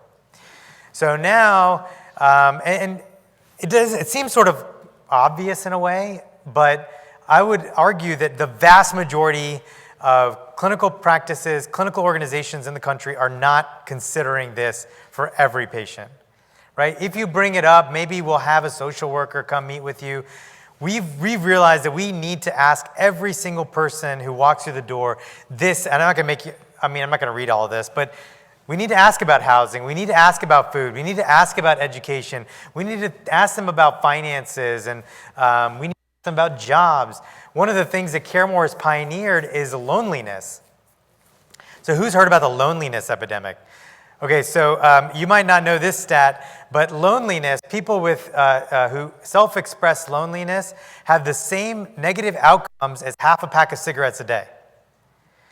So the impacts of loneliness are incredible on patients' outcomes, and we don't even ask people, are you lonely? Now, let alone do most places have a program or something to do about it. We actually have a loneliness program where you'll get a phone call from a loneliness expert once a week to just talk. And we found that reduces depressions, reduces emergency room visits, reduces inpatient stays, because people are lonely and they're using the hospital as a social outlet rather than because they actually have a true medical need. I'm happy to give this to you, by the way, if you want afterwards, if you want your own social determinant screener. We want to share the love here. So the next thing I'll just flip to is another story of Steve. Steve Swearingen is our pharmacist in very nearby Richmond, which is between 90 minutes and 4 hours away, depending on traffic in Fredericksburg. Steve has been with us at CareMore for also since the market opened. And he takes care of predominantly a Medicare and dual eligible population. And we know that the dual eligibles are essentially very similar in a lot of ways to a Medicaid population, underserved, have significant financial stressors, and the social needs of this population are tremendous. And so Steve works with each of his patients, and most of his referrals are not necessarily about what medicine should I prescribe or how can I reconcile these two things, or what are the side effects that can I expect from starting this NOAC. It's really about how to help affordability for medications. So Steve uses a bunch of things that you guys are familiar with, the Medicare Extra Help program. He links to social workers. He tries to plug them into our transportation program.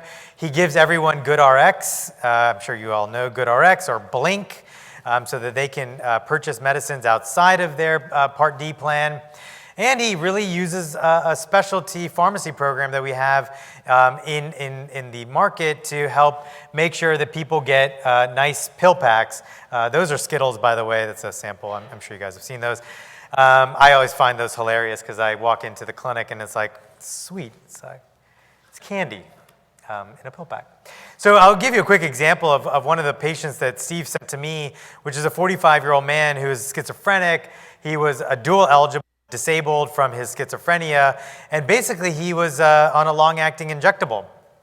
He qualified for extra help, which capped his monthly payment for medicines at like $9.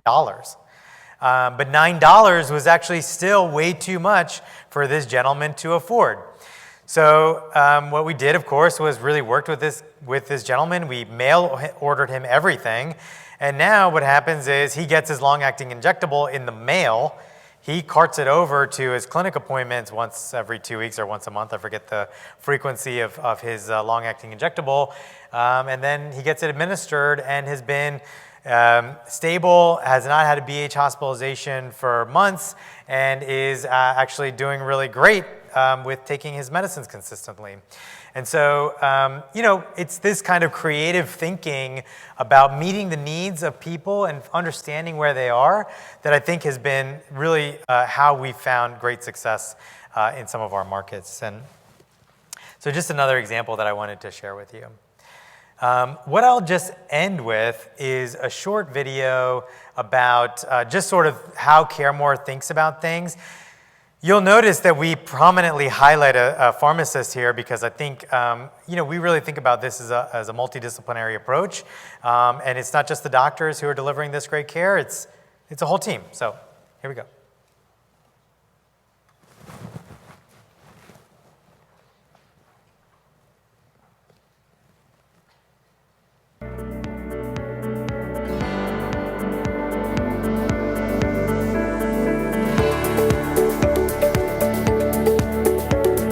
We take care of our patients in the office as well as in the hospital. I would be in the office until 6 or 7 o'clock some days, taking care of those patients, making sure that they are getting what they need so they don't fall through the cracks. By being in clinic with our patients, I think it really gives us the opportunity, to collaborate with the other providers. It does a great service to our patients. It just offers better coordination and just an extra layer of service that other patients aren't getting from other places. In years to come, I believe that this is going to be the standard of care. What we're doing today, CareMore.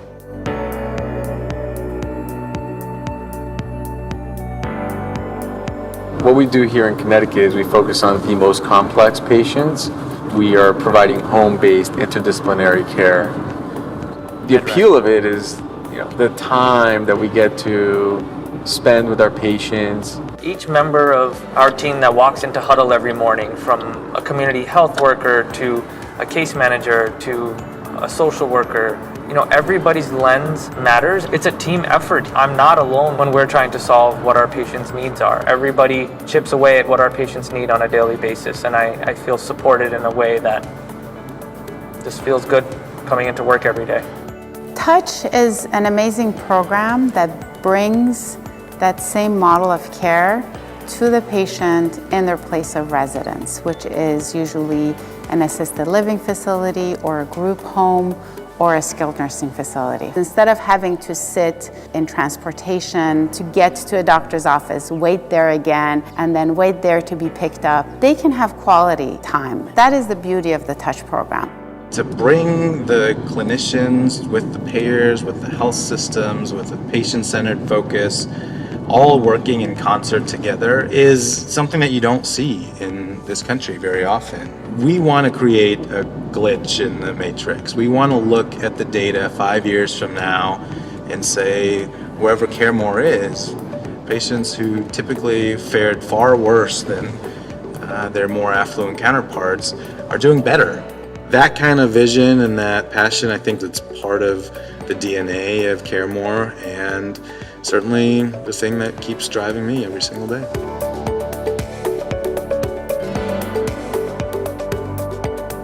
When we design clinical programs at CareMore, we put the patient at the center of everything that we do. And the design of the virtual care center has been no different. We've put the patient at the center and we've worked back from there.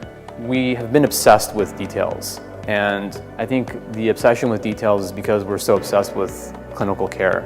Little things like using one large monitor that's curved as opposed to two monitors, so that the provider's not looking at two different monitors. They're focused on the patient and looking straight ahead, the same way you would be when you're sitting face to face with someone. When you're limited to phone, all you can hear is the patient's voice. But the moment you're able to see the patient, there's so much more data that you can glean. Hey, Mr. Johnson, how are you doing?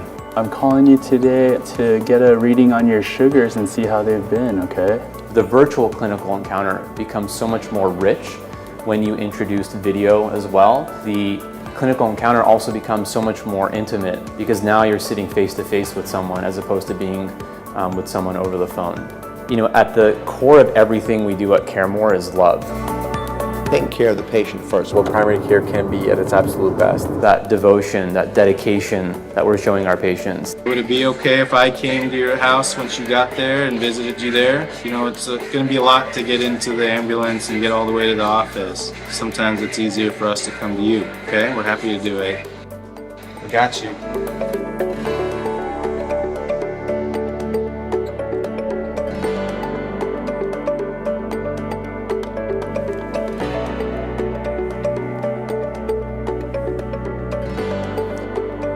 Wasn't meant to be an advertisement. It sort of feels like it was an advertisement. But I just wanted to point out a couple things, which is you notice that we're also doing virtual care for pharmacy, which is something that we actually thought was really, really important because our pharmacists are in super high demand, but they can't be in all the places they'd like to be. And so we found that using this iPad technology has been super helpful as a way for rapid check-ins and ability to check in quickly for somebody who can be sort of based in one location. So with that, I'll close. I want to thank you guys. I really appreciate the opportunity to tell you a little bit about what we're working on, and happy to take questions in the breakout sessions afterwards. Thank you. Thank you, Dr. Mehta.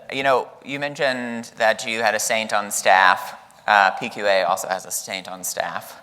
I am very pleased to be back up here to introduce our next speaker. Lisa Monstavoy is the Executive Director of Clinical Value with the Blue Cross Blue Shield Association. She's responsible for leveraging pharmacy leadership in order to address both the behavioral and structural barriers that are limiting to social determinants of health. So I'm excited to welcome Lisa and see how she's been rolling in on health. So, Lisa? Thanks, Lauren.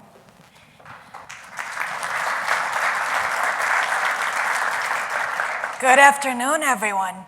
Yes, I am wearing a t-shirt, so that's, but it's a Right Q t-shirt. My husband asked me at 4 o'clock in the morning if I'm really gonna wear this, and I said, yes, we're gonna rock it out. And you are. There we go. Before we start, does anyone know, is anyone local? I know we have one local in the house. Where that picture is from? Where that picture is located? The big picture? So it is in the Carnegie Library, downtown DC. It is a very, very cool space. It also functions as an Apple store, and upstairs it has great picture gallery. So if you ever get a chance, go check it out. It is a fantastic space. But for now, I would like to take you on a ride back years and years ago to my first year of pharmacy school, years ago. First retail pharmacy rotation. This is when we weren't allowed to practice any clinical skills because we didn't know much clinical, so we couldn't interact with patients. We were really limited to stacking shelves, recounting pills, and going through the bins, the prescription bins, and taking out those that haven't been picked up in 14 days or more. So as I was doing the latter task of going through those pickup bins, at some point I realized that I was on the third prescription for a patient by the name of Mrs. Wilson. And it was a prescription for an anti-coag drug. For those of you that are clinicians out there, know anti-coag drugs are really important to take. They prevent strokes.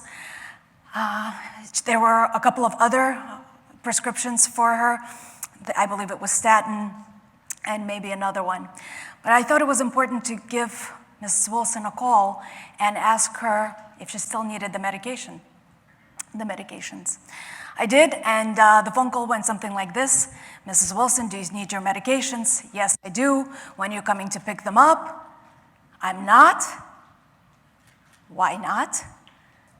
Pause on the other line, and Mrs. Wilson goes, I'm frail, and I have no way to get to the pharmacy. At that point, that was my big picture moment of healthcare system can be smooth, operations can be smoothed out on the healthcare side. Pharmacy supply chain can work exceptionally perfect. We can get a doctor to write a script, to have a great interaction with the patient. That script makes its way to the pharmacy. The pharmacy has the drug in stock. The pharmacist does a fantastic job of dispensing the drug, packages it nicely, it goes into the bin, but if Mrs. Wilson can get to the pharmacy, she cannot get the prescription, right? And that's when it all fails. So forwarding years and years to today, I am proud to say that I'm part of an organization that is providing a solution like Mrs. Wilson, and we can now get Mrs. Wilson to the pharmacy to pick up her prescription so she can be adherent to her medication. Let me tell you a little bit more about Blue Cross Blue Shield Institute. Blue Cross Blue Shield Institute is a wholly owned subsidiary of Blue Cross Blue Shield Association. So I actually work directly for Blue Cross Blue Shield Association, but very fortunate in partnering with my colleagues on the Institute side on strategic initiatives and solutions such as RFP, which I'll be telling you about today.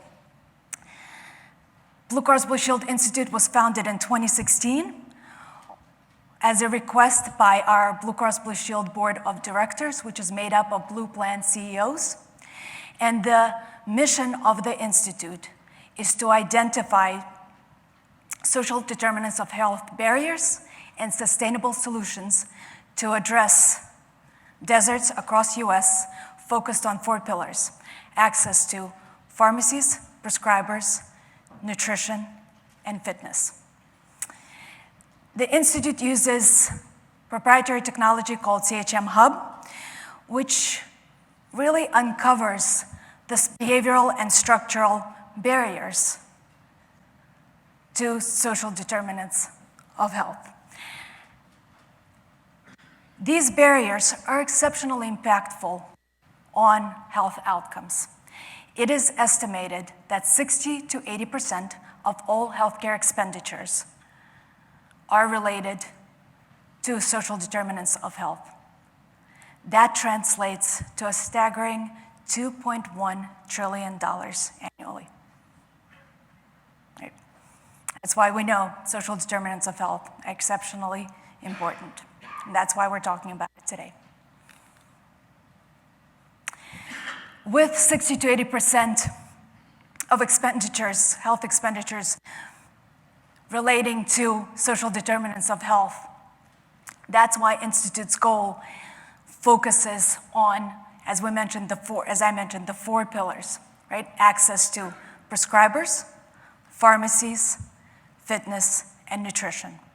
For transportation, we don't only look at the resources within the community, we'll look at public transportation, patterns for public transportation.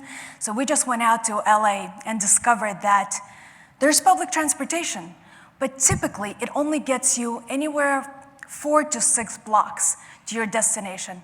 4 to 6 blocks is quite a bit to walk, especially if you're older, if you're weak. Ideally, you want to be within a block to a half of a block range of your destination. So that matters. We also look at vehicle ownership and income. All of those factors are looked at holistically to make sure which are the most salient factors that affect a community. For nutrition, we don't only look at the number of grocery stores or supermarkets out there, we actually look at what types of supermarkets are out there. Is it supermarkets? Is it grocery stores? Are these convenience stores or markets? We also look at the people in the community afford to buy healthy food, right? You may have a Whole Foods in the area, but if most folks in the community cannot afford to purchase from Whole Foods, is that even relevant? Right. For fitness, we go beyond that looking at number of gyms. We actually look at public spaces, so public parks.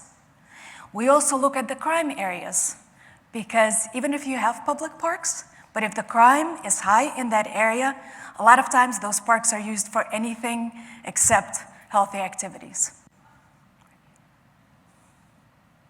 So a lot of thought goes into these 4 pillars. A bit more on the transportation, the ride queue service itself. Here you see the CHM Hub, the proprietary software mentioned at work. So this is the data platform that allows us to uncover the local areas, and here we're looking specifically at DC Baltimore area, which is close to us, to Arlington, right here. So it helps us uncover the specific areas which provides the most impact for a transportation solution. As you can see, there are areas marked in red, and then the darkest red translates to the areas with the highest impact, translating to avoiding up to 800 emergency room visits a year. So the areas in the brightest of the darkest red, that's when, if we can get the folks in those areas to the pharmacy to fill their inhalers, they will avoid ER visits. If we can get the asthmatics who are missing their doctor's visits to their doctor, they will not end up in the ER room. So highest matters. And for our plans, our blue plans that are utilizing this provides them an opportunity to tie transportation services to solutions where they can get ROI and highest healthcare impact to their communities. What we have also realized is that resolving for transportation services is far beyond just simple ride hailing. So the ride queue platform consists of these key aspects and provides truly an integrated solution. So on our side, we do contract management. We have billing and invoicing. We also have customer service, so dedicated customer service center that has English and Spanish-speaking agents that will answer right queue questions 24/7 to the members themselves, as well as the care coordinators who may be calling in to ask questions. Very comprehensive solution. And then what are the anticipated benefits? Right. Improvement in care coordination. And even though the slide says anticipated, these are actually the benefits we're already seeing realized. Improvement in care coordination. Decrease in appointment no-shows, which is also very much related to supporting value-based payment models. Because if you're a prescriber that gets paid based on value-based payments, it is exceptionally important that your patients are showing up to your appointments. And specific to pharmacy, improvement in primary and secondary access to prescriptions. So by primary access to prescriptions, we mean first fills. This is actually where PQA, I believe they were one of the founders that established that benchmark. And secondary, these are access to refills of prescriptions. We're seeing improvement in both when the transportation gaps are closed. And then most importantly, we're also seeing great customer satisfaction, so patient satisfaction. 98% of patient satisfaction with the right queue service.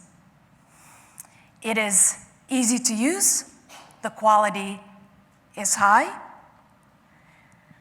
It can be, you will see, you can go into multiple destinations. It can be ordered by the patient themselves, by the prescriber, or by the care coordinator. So where I would like to go next is show you a demo of getting a right queue service with the Blue Cross Blue Shield Institute.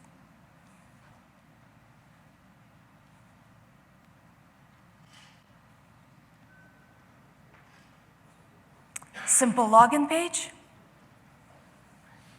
You can choose from one-way, multi-stop, or round trip. Here we're choosing multi-stop from a patient's house to a prescriber, to a pharmacist, to a pharmacy. Also use a standard or wheelchair access service, and then set a date, either real time or anytime in the future. It's as easy as that. Once that's complete, the patient gets a text message. They don't have to have a smartphone. They can have a regular phone. They get a text message saying, your ride has been scheduled. Here we go. I wish now Mrs. Wilson had something like this to use so she could get her script and be adherent to her medication. Thanks for your time.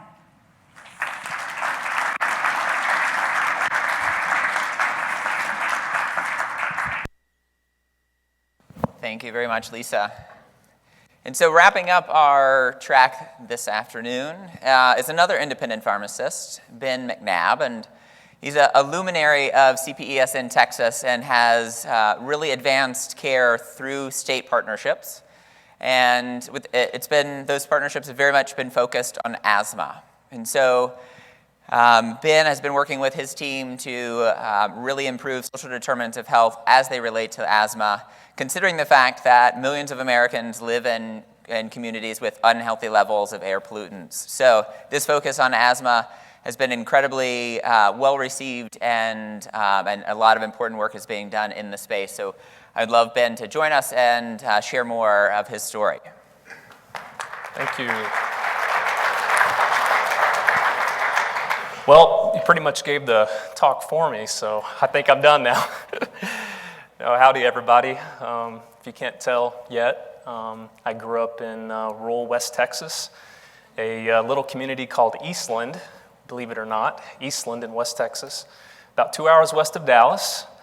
I grew up next door to a community pharmacist and a pharmacy owner in my hometown, and he became my mentor. He gave me my first job at 16 years old. After school, I would deliver prescriptions to patient homes and care facilities. I would take out the trash, refill the vial drawers, check out customers at the counter. It was just a wonderful experience. Great after-school job. And it was just such a great opportunity to see pharmacy, what it could do as a young person, and really learn from that pharmacy owner. That pharmacy owner would later sell the business to me, which it's been going really great. As I was preparing for this talk, I began to think about some of my past and working in that community. It became pretty obvious to me that the owner had inspired me to do what I do today. But he didn't inspire me to be a pharmacist by the way he typed in prescriptions and counted pills and put labels on bottles. That wasn't inspiring. What really inspired me was seeing how the owner made a huge impact in the lives of many, many people and the community. I was able to witness firsthand how, Dale Squires, my mentor, he would help patients financially. Maybe it was a charge account to make sure they were able to get their medications until the next paycheck. Maybe the account was written off at the end of the year because he knew that patient really couldn't pay him off. I can't tell you how many thousands of dollars he actually wrote off, but it was all in his love for those patients. He many times solved transportation issues, whether it was delivering prescriptions to their home or making sure they made it to their doctor's appointment.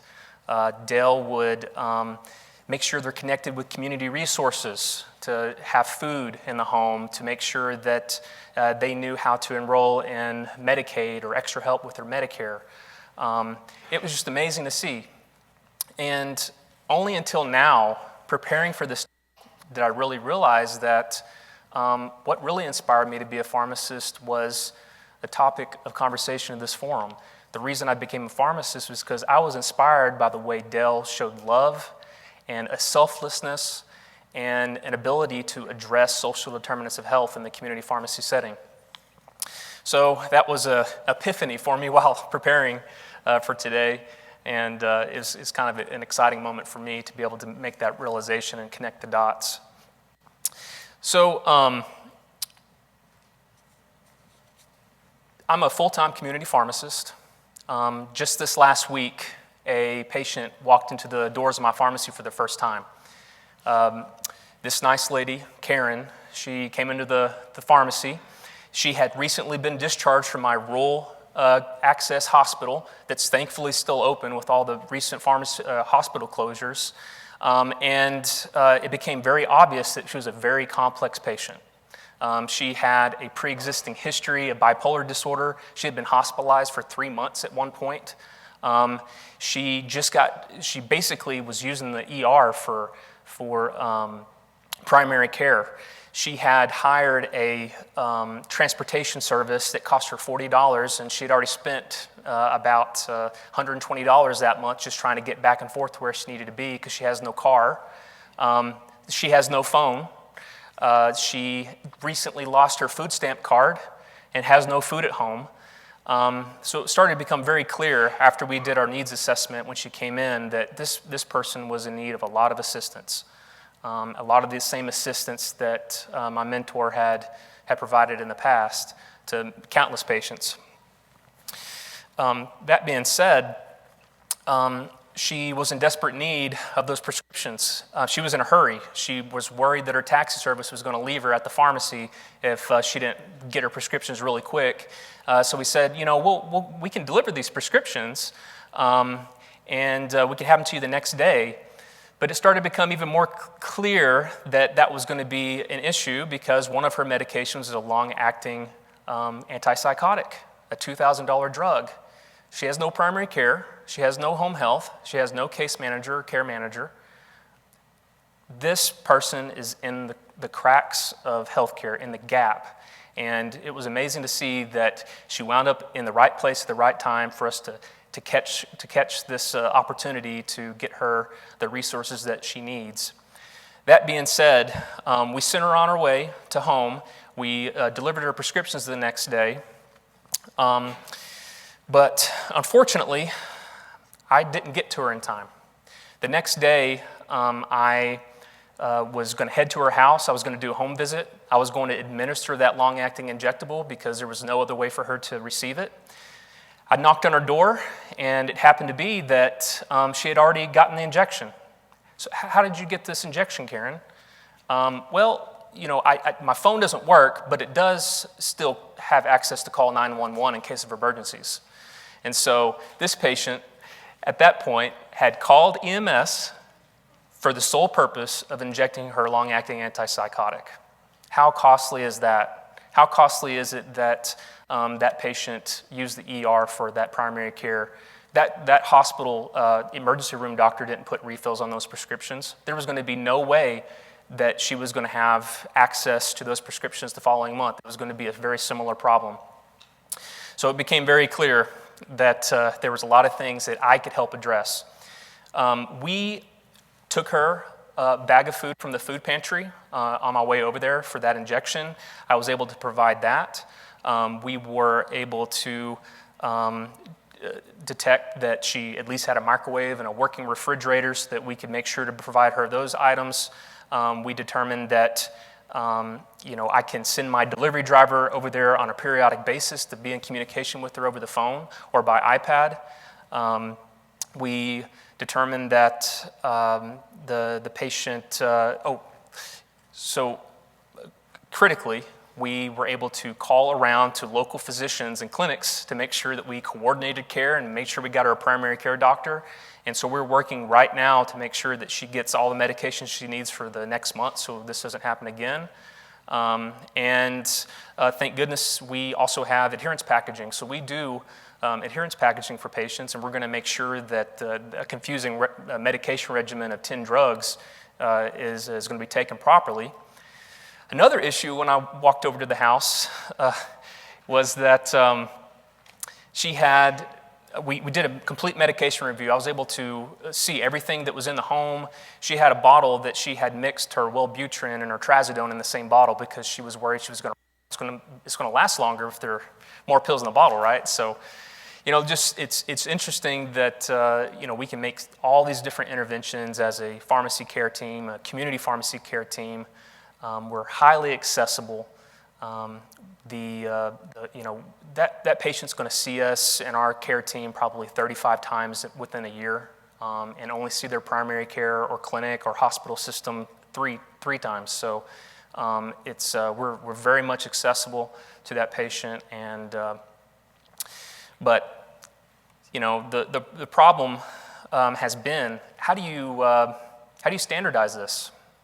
How do you contract with upwards of 20,000 independent pharmacies to provide enhanced services?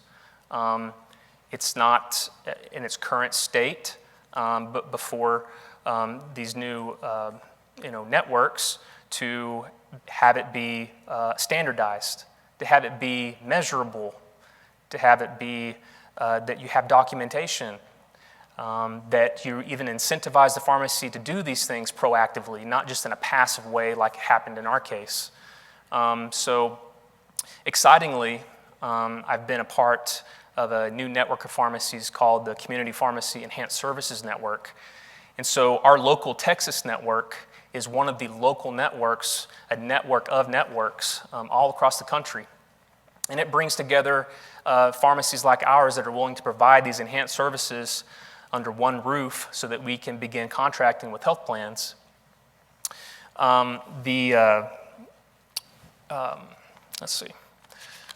Forgetting a couple things that I want to say here. So CPSN, it's a clinically integrated network of pharmacies. We're built on quality. We are accountable to outcomes, and we're willing to be held accountable for those types of things. And we really like to call ourselves an accountable pharmacy organization, very similar to an ACO model.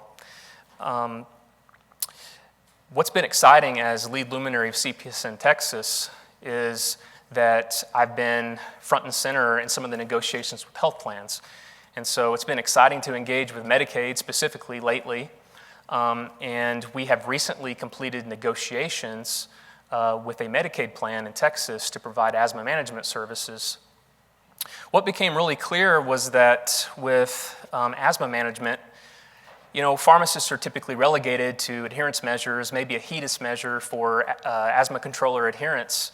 But the complex care of a high-risk asthma patient is much more complicated than just making sure that their asthma controller med is filled.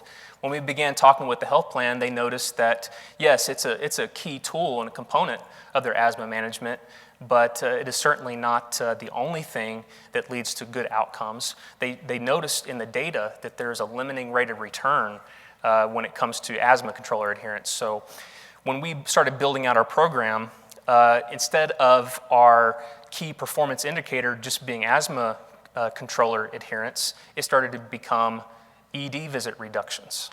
So our pharmacies will be paid a per member per month and a shared savings based on ED visit reduction rates. And that type of model is putting the community pharmacy in the mindset of a more comprehensive, complex care arrangement. So that being said, instead of us just focusing on asthma controller adherence, we're also focusing on, does the patient have an asthma action plan? Is it being used? Is the patient using a peak flow meter? How are we catching when asthma symptoms become worse? Are they therapeutically optimized? When it comes to social determinants of health that we're talking about here, are those being addressed? A typical arrangement currently, and with some of these value-based payment models, is the pharmacy is only incentivized based on medication dispensing rates. And so when we broaden the outcomes-based model and we broaden it to really align the interests of the community pharmacy with the health plan, some interesting things can happen. It's been very exciting. I'm pleased to announce as well that because of a lot of the new interest, we've actually just a couple of weeks ago, we spoke to 11 additional MCOs, which has been extremely exciting. And so just very exciting to talk to people individually in the innovation labs. I think my last point here is I'm trying to bring it around to where we started. Addressing social determinants of health is not a new thing in community pharmacy. It's a core component of community pharmacy. It's part of the legacy of community pharmacy, how the pharmacists and the local community pharmacy owners and pharmacists have addressed the needs of patients for a very, very long time, decades. But it's not been focused. It's not been, it's time to evolve that. It's time to amplify the opportunity and really focus what an independent community pharmacist, in my view, is capable of.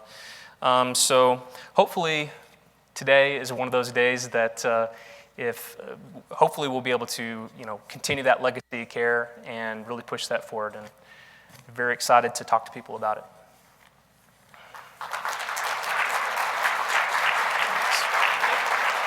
Thank you.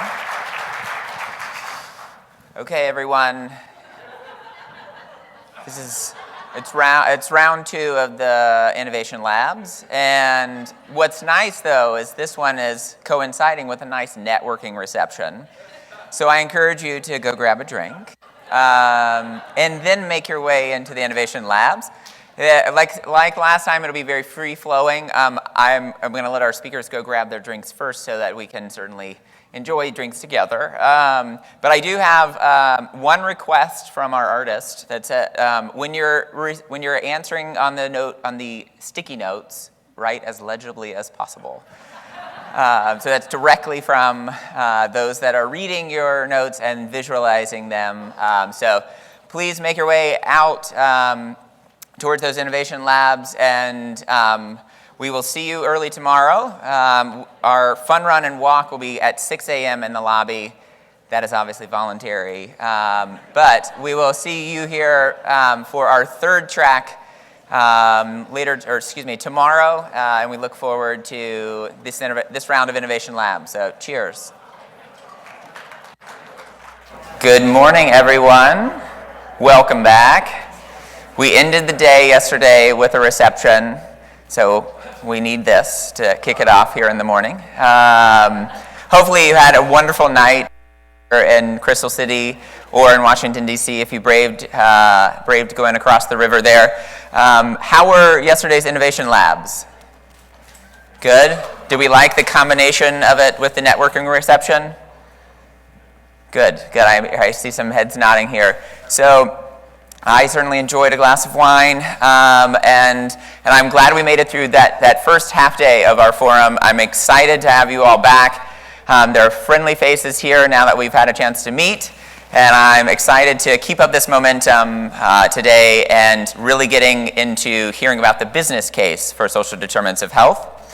As we all know of the significance, and as we all learned yesterday about the significance of social determinants of health, we need its final solution, which is to ensure that it's being paid for.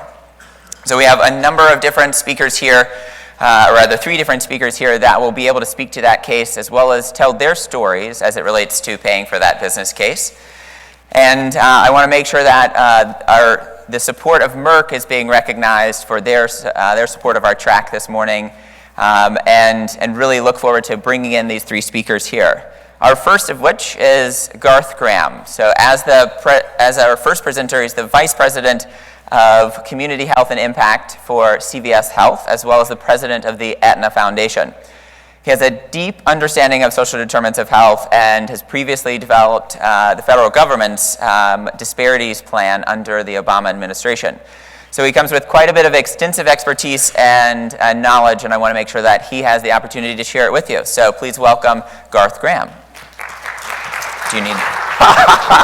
Good morning. Okay, so firstly, I'm the least fashion forward of any of the speakers you'll see this morning. This is still an outfit from the 60s, and it's still the best I can do. All right, so we were asked to talk about a couple of things, but the first thing was to start off with our story. And so I'll kind of share with you my own personal journey around this particular issue, as well as then really talk about our work and some of the things that we've been doing around social determinants of health from CVS Health and Aetna, and some of the work that I lead in terms of kind of building that vision and execution. So if you can't hear, can't tell from the unique sound of my voice, I was actually originally born in Jamaica. And we then moved to South Florida when I was about 14, 15 years old or so. And so we moved to an area in South Florida called the Pork and Beans. And for those of you who are not familiar with kind of the nature of how South Florida and a lot of the geography in Florida, everything is not the beach. And when you first tell people that we're from Miami, everybody thinks, oh, that means you're from the lifestyle of beach and everything that goes along with that. But we're from the other side, literally, of the highway. And that's a section called Overtown, where, again, it's called Pork and Beans neighborhood. And there were kind of a series of interactions that happened when we first came and we started living here that have led to kind of my thoughts. And I like to say, my experience in research as well as thinking about this area really started from those teenage years. So I'll give you kind of one personal example. I remember one day I was chasing my sister. My sister's about 1.5 years older than me, so I'm running behind my sister. And then the next thing I know, life goes black. A couple seconds later or a couple minutes later, I just remember kind of the world coming back. And there's a whole bunch of guys that are pounding on my chest. One guy's doing CPR, which when you're awake and somebody's doing CPR, it's actually very painful, FYI. And there's all of this activity. And I remember looking off beyond the guys who are all the EMS guys in the room, and I see my mom in the back, and my mom's crying. And my mom's the strongest person in the world. Let's talk to her every day, and she still is kind of the force of nature behind all of our lives and careers. And I'm seeing this lady cry for probably the first time in my whole life. And she's tearing up, and she's crying, and she's freaking out, and she's asking them to save her baby. And I'm thinking, yeah, you should save her baby. And I'm like, I am pro that strategy. And I'm kind of watching everything evolve in my own mind. Come to find out, part of what happened there in that room, and in the home we're living in, is for the first time, I never knew I had it before, my asthma was triggered by a lot of the mold and some of the environmental challenges in our apartment that we were living in. And that gave me acute asthma attack, hypoxia, and I PEA arrested basically then. And it was an interesting start along this journey, that understanding just kind of this concept around environmental factors and how those play into your daily, everyday life. It also has evolved into a series of thoughts I've had around this issue, and then through the gift of education, have managed to go to, went to college, got to medical school, did some things in the federal government, and now able to work with an amazing company and lead an effort around social determinants of health for what I think is the most forward-leaning healthcare company right now in terms of what we're doing with CVS and Aetna. And so I go back to those personal experiences and everything in terms of those ingredients. And I'll tell you probably three things that I hope kind of helps to move forward the conversation. Oh, so this is supposed to be my slide where I was going to try to explain to you this concept of why location matters. And why location matters is that particular location I was living in almost cost us our life. And that location is about 3.5 minutes away from Miami Beach, where there's a whole different life and a whole different lifestyle and a whole different kind of experiences that people live. And it's easy, we overuse this term in terms of zip code, Montgomery genetic code, that's kind of been overused a lot. But it's easy to forget that what I like to say is, people live a few minutes apart, but sometimes 50, 100 years apart. When we think about where we live and where my people are still from, the life expectancy there is still in the kind of 60s and 70s. And in fact, there are many areas, even in South Florida around that, where the life expectancy is lower than Haiti. And so we still export aid and do other things to make sure we help the rest of the world without understanding the challenges just a couple of minutes away. They're on your way, as you make your way through DC. DC is a perfect example of this. Any major urban area is a perfect example of this concept of where you live mattering. And again, I start back to my own life story because it literally is life and death, right? So these are not hypothetical scenarios where people are publishing papers for just academic geniuses. This is where there's a concept and a definition of this, how we live in the United States that matters.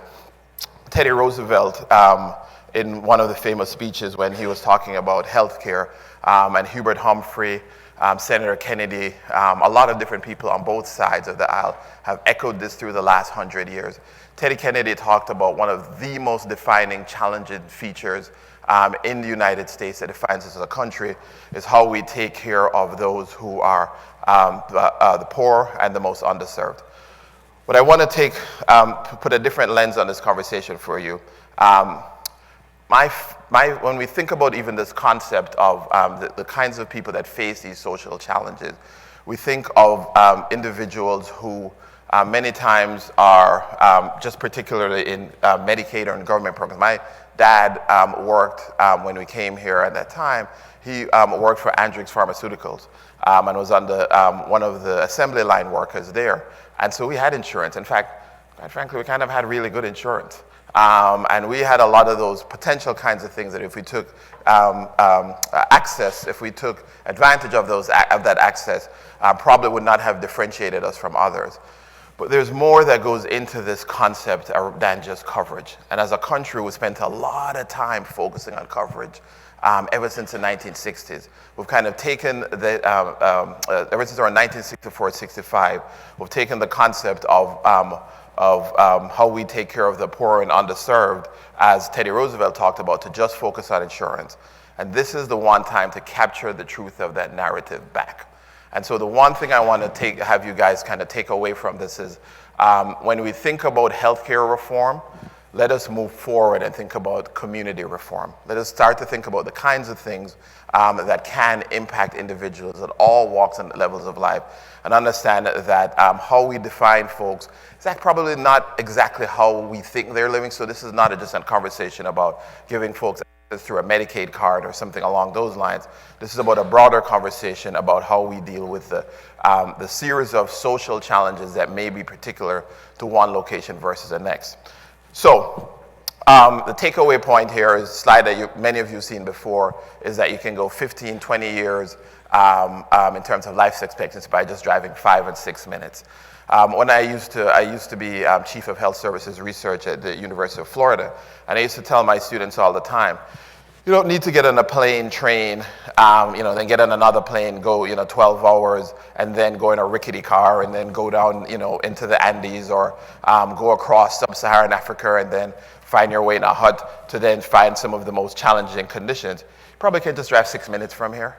And I like to say to a lot of folks, when you walk into the hospital, those people who you step over as you walk through, when you go and visit the White House here in DC, those people who you kind of see living lives kind of around there in terms of living their life there, those folks are facing third and fourth world conditions, just like people who are in sub-Saharan Africa and all the other places that we dream exotically about, because it's really more challenging to think of it at home.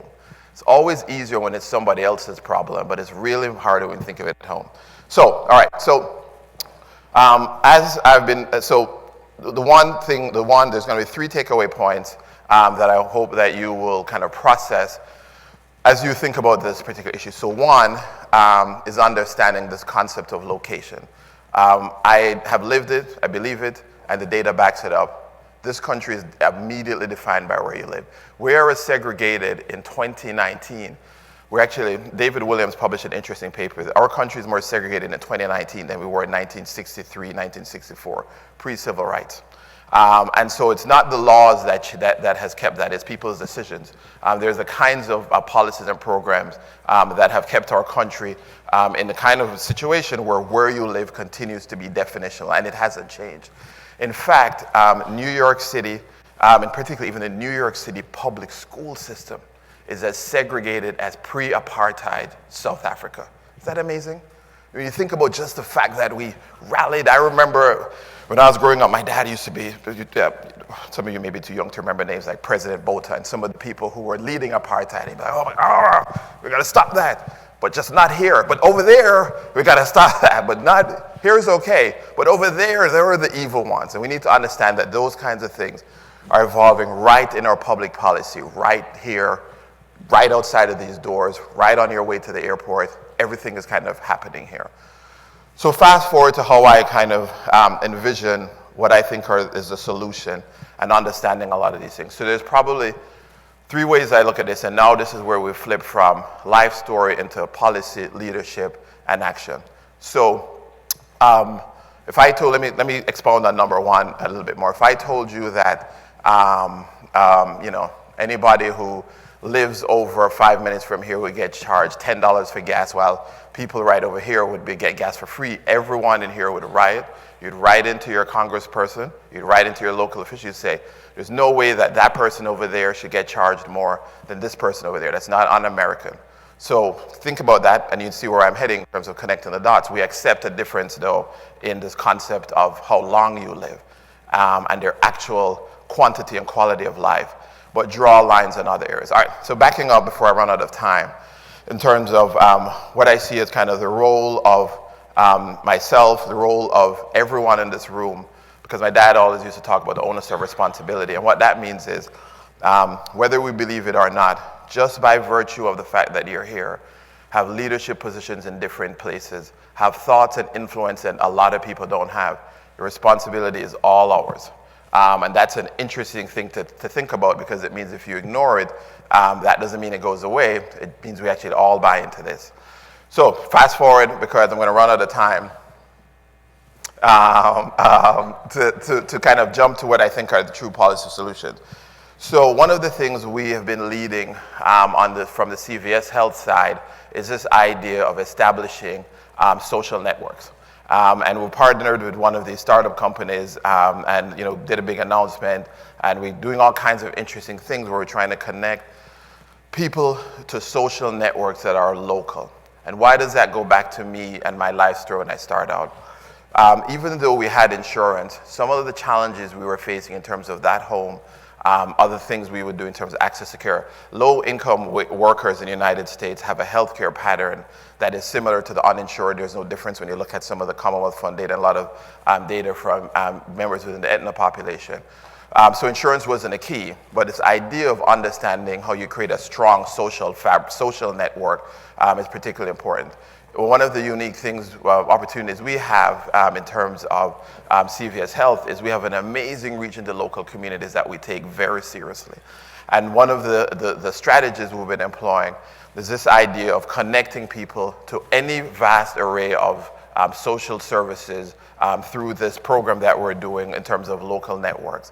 And it factors into my thinking, because I know that life. And I understand that those gaps in terms of the fabric of a social network is what can lead to problems. So understanding that there's mold in a home, understanding how you deal with the mold in that home, understanding what are the early triggers in terms of being able to seek solutions around that. I don't believe there's one singular issue around social terms of health, so I don't think it's going to be singular to transportation for any community. I'd be hard-pressed for you to find me someone who faces a transportation problem but doesn't face another problem in a variety of different areas. And so I want you to start thinking broadly about communities, not about individuals and issues. That's where we've gone wrong as a country for a long time, and that's where we're focused too much on one particular issue without understanding the local needs of communities. Does that make sense? And that goes back to my point around my own life, but also the lives of how we've evolved structure in terms of particular communities in the United States. All right, what you don't know is I'm starting to worry because I'm running out of time, and I have like a bunch of other things to say. So this is where the Jamaican accent is going to come on. I'm going to truncate it down into about 3 minutes and 15 seconds. All right. First, really quickly. So understanding the concept of location. Understanding, second thing is this idea of all health is local, building networks, building infrastructure locally is particularly important. The third, that's four things. The third thing is then understanding the role of each particular nuanced player or organization within this. When I was growing up, we didn't look for, when I was particularly when I think about even post the incident I just mentioned to you, we weren't thinking the doctor was a person or the case manager was a person. We interacted with all of those people. But we also understood that, a pharmacist was particularly important, because that's how I understand the role of albuterol, Atrovent, and even the concept. In fact, the person who told us about the mold issue really was not a case manager. It was actually the guy who was advising us about the medications that I was now prescribed and understanding some of the dynamics. And it was happened to say, well, these are the triggers. That made us think about why, the way our walls looked. And that kind of led to a whole series of consequences. So understanding, again, kind of the roles or responsibilities across the board. The other fourth point I would kind of leave you with is, as a country, we will never be able to solve any of these healthcare issues that we've been battling with for the last 110 years without dealing with the broader infrastructure issues facing the populations that we've been targeting. When we the first attempts at a national health insurance program in 1901 and 1903. That's how long we've been doing this, right? So people think all of this started when Lyndon Johnson signed into law the Medicaid Act and Medicare in 1964, but you can go back to the almost beginning of policy in the United States, the singular factor we've wrestled with, and it's still, people think it's about like expansion of Medicaid, and oh wait, we're expanding, who's expanding Medicaid? We're not sure, blah, blah, blah, and you get excited about it. I always remind people, Medicaid didn't become a national program until 1983. It was signed into law in 1964, okay? So it took that long. Arizona was the last state to adopt Medicaid in 1983. So it was only 6 states that signed on initially. And people say about, well, all of this stuff is new. Like, no, we as a country have been going through cycles of this problem for a long time. And I hearken back again to 1899, 1901, some of the various presidential speeches identifies this singular problem as continuing to define healthcare in the United States. And it is still that way in 2019, and it's still that way, going to be that way in 2020. The solution in the last 29 seconds is, in my view, building local community health strategies. Those local community health strategies have to be linked to not one particular issue, not even one particular person, not even one particular system, but creating a fabric in terms of the kinds of things that can happen. Selfishly, and that's why I am happy where I am, I actually believe companies like CVS Health, which I happen to lead a particular strategy on, is a part of that solution. I think we take that particularly seriously. We have a place in local communities where in a couple of minutes of 75% of Americans. And if you look at the kinds of things that we have done and are doing, it's actually about this particular strategy. And so I take my work very personally because of the challenges that I faced getting here. But I also take my work very personally because I actually do think that we are part of the solution, and so are you. And I think it takes understanding and getting a different viewpoint around what health and healthcare looks like. I did have about 3 other kind of smaller points to make. I'm going to truncate it into one last statement, and then turn things over to Andrew. So last statement on this. There should come a point in the United States when we actually change course. My view right now is that the private sector is leading the change in course. A bunch of us did an interview for Forbes the other day where the Forbes reporter wrote a real interesting article about why the private sector is leading the change in social determinants while the federal government is lagging. That's scary, if you think about it, right? Because that means that we have defined a business case, have moved forward case, are implementing a business case model when the actual backbone of healthcare is lagging in terms of how our country is organized. One of the last things the reporter said was he was going to be doing that series of stories with different players in healthcare because we all have a role in this. And that's what I'd like to leave you with. Thank you.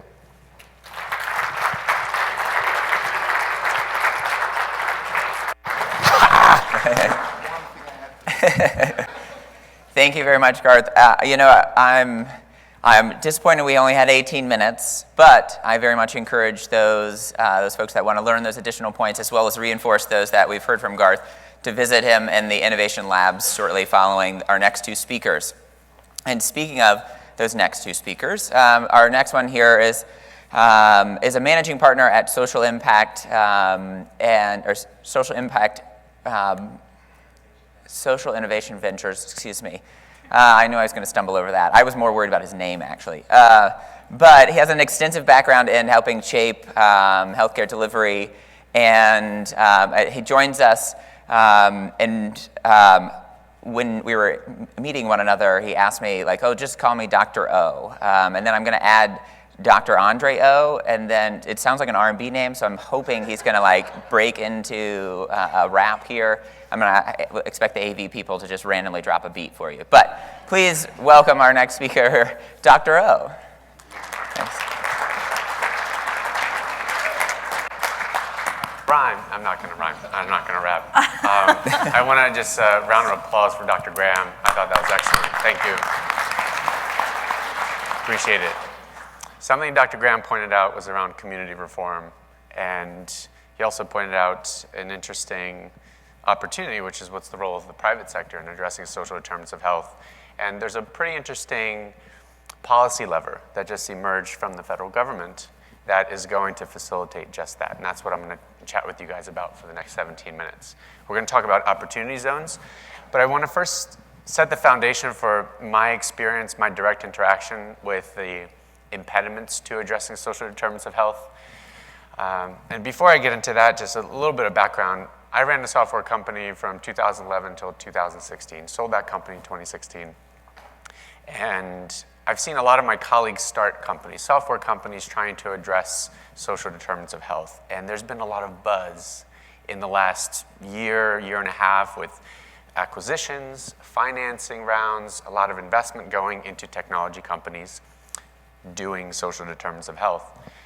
I just want to make sure we take a step back and realize that there is so much more to social determinants of health in the innovation space than what is really hitting the headlines right now. A technology-enabled directory of community-based organizations, while valuable, really only covers a sliver of what really is needed to truly address social determinants of health. And I'll share with you all some frameworks around how can we think about social determinants of health that are much broader than just directory resources. So with that, I want to share some realities around social determinants of health. I'm a pediatrician, so the story Dr. Graham shared really strikes a chord with me. I see a lot of pediatric patients, over a third, that have respiratory illness. I'm the one that sometimes has to pump the chest, and so I deeply empathize with that. There are other adult issues that we as healthcare providers may not consider as addressable by the healthcare system, but very much factor into health. I'll share a quick video from an organization I used to run. It was a series of methadone clinics in Baltimore. It was at the intersection of East 25th and Greenmount. Anyone familiar with that part of Baltimore City? All right, great. Yeah, so I actually grew up on the other side of the city, on the west side, in a very similar neighborhood. But this video, like no identifiable information, right? Fuzzy video, but I'll narrate it for you. So there's two folks across the street from our clinic, the one on the left, a patient, actively trying to stab another patient. And then I was off on the corner basically seeing this happening. I was doing my Gemba walk that I do every morning around the block to learn what our patients are experiencing, and I see a stabbing. I'm like, hey, stop.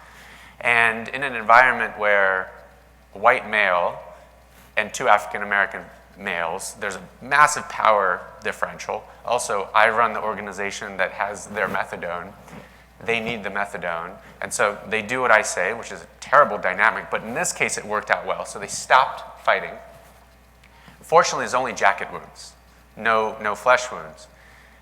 What's terrifying is these are folks that are trying to get to care, trying to get access to evidence-based treatment for opioid use disorder. They're doing what the doctor is telling them. They're coming to the clinic. And on the way to the clinic, what are they dealing with? They're dealing with violence. And now, it happens to be between two patients in this scenario, but it's a regular occurrence over the time I was running these methadone clinics that the patients wouldn't show up. Could we as providers blame the patient for not showing up? Can we blame them when on the way to clinic there's a very high risk of getting shot, stabbed, etc.? This is one glimpse into real social determinants of health. Another example, we have, I'll just let the video speak for itself. So we have two of our armed security folks coming up to a patient and disarming him with a loaded .22. I don't blame him. He did violate our policy, but he also lives in Brooklyn, Maryland. Who's ever been to Brooklyn, Maryland? Okay. Highest prostitution rate in the country. Unfortunately, the sex workers are actually the ones penalized when it should be the Johns and the system. Beyond that, this gentleman, to survive, to get to the clinic, has to carry. Now, I don't support guns. We should get rid of them. But in Brooklyn, Maryland, I get it. If I lived there, I might consider also carrying. Incredibly dangerous. And so, how do we ensure that evidence-based treatment gets to our patients when they're just worried about surviving walking outside? That's what I'm talking about, social determinants of health. And that's what I'm talking about when these tech innovations are really only scratching the surface. So, about a third of our patients in the methadone clinics I discovered had housing insecurity, and we realized that probably had something to do with their non-compliance, non-adherence to treatment. We really wanted to have a comprehensive offering where we're providing the medication, which evidence-based treatment, if you do nothing else, just give the medication, methadone, buprenorphine, or naltrexone. But we also wanted to ensure those folks that wanted to got the psychotherapy as well. But they weren't showing up to group. They weren't showing up to therapy sessions. And I thought, you know what, I need to get at least some sense of why is that? How is housing factoring into this? So I did what any CEO would do, which is spend a night in a homeless shelter in Baltimore City. And actually, before I did that, there was a CNBC article that a friend of mine, Chrissy Farr, wrote, where she quoted me saying, criticizing the investment community, that investors are completely out of touch with most of the Medicaid population, but in general, poor populations, and they should walk in the shoes of that population. One investor took me up on that, so he replied on Twitter and said, all right, I'm in, what do I do? I said, come with me and we're gonna spend a night in a shelter. So John Pendergrass from Benjamin Franklin Ventures out of Philadelphia actually tried to walk the walk. I mean, for a day, it's not a real life, but at least one day, it's a glimpse. So we got in line around 2 p.m. under the 83 South Bridge, President Street. We waited in line from 2 p.m. until I think 5:30 when we actually started to queue and get put into shuttle buses, and the shuttle buses took us to this place, which is a gutted motel about 7 minutes out, east of downtown Baltimore. And I don't know if you could tell the details, but John's bed there is the clean bed. This is before sleeping in it. Who knows what's in there? We know at the very least there were bed bugs because he woke up in the morning with some kind of tracks on his face. So there's that. There's no toilet paper. There's no doors. Fortunately, you have a roof, right? You're not sleeping outside. But then in the morning, the shuttle bus, unclear when it'll show up. So it's unclear when you're going to get back to the methadone clinic. So it's unclear when you can attend group. And one of the many insights was that how can we hold our patients accountable to showing up to a 9 a.m. group or 8 a.m. group or anytime group when they don't even know when they're going to be getting out of housing, if they get housing. So that was a very instructive experience. And what I want to highlight for us is if we think about what's the role of me or Dr. Graham in actually addressing premature mortality, it's tiny, right? The actual access to medical care, access to drugs, access to therapies only contributes to about 10% of premature mortality. There's a genetic component, certainly. I think the genetic component here may be a little overblown and may in the future or near immediate future actually be modifiable with interesting curative biologics. But for the most part, it's upstream health determinants. It's where you live. It's what zip code are you in. It's classism. It's racism. It's those really upstream health determinants. Another way to flip that is how are we spending our money in the American healthcare system? Vast majority of money is going towards medical services, but the evidence is pretty clear. Medical services only have a tiny marginal impact on actual outcomes. Another framework, another way to look at it by Braverman out of UCSF, it's a nice way to frame the currently understated but very important role of where you live, where you work, and the social opportunities that you have available to you. And this framework, which I realized I did a little test here, you guys probably even the middle rows can't really see all the details, but I do want to highlight something on the far left, and I'll read it to you. So on the far right is stuff like disease and injury. So let's address chronic disease. Let's have an app for diabetes. Let's actually have access to a dietitian. Let's help people stop smoking. Fine, whatever. Far left is class inequities, race inequities, gender inequities, immigration inequities, especially now. Those are the real determinants, ultimately, of downstream outcomes. So this is the Barhai model. Barhai.org has detailed information about this. And so if we think about barriers to investing in social determinants of health, Dr. Graham actually nailed it. It's not healthcare reform, it's community reform.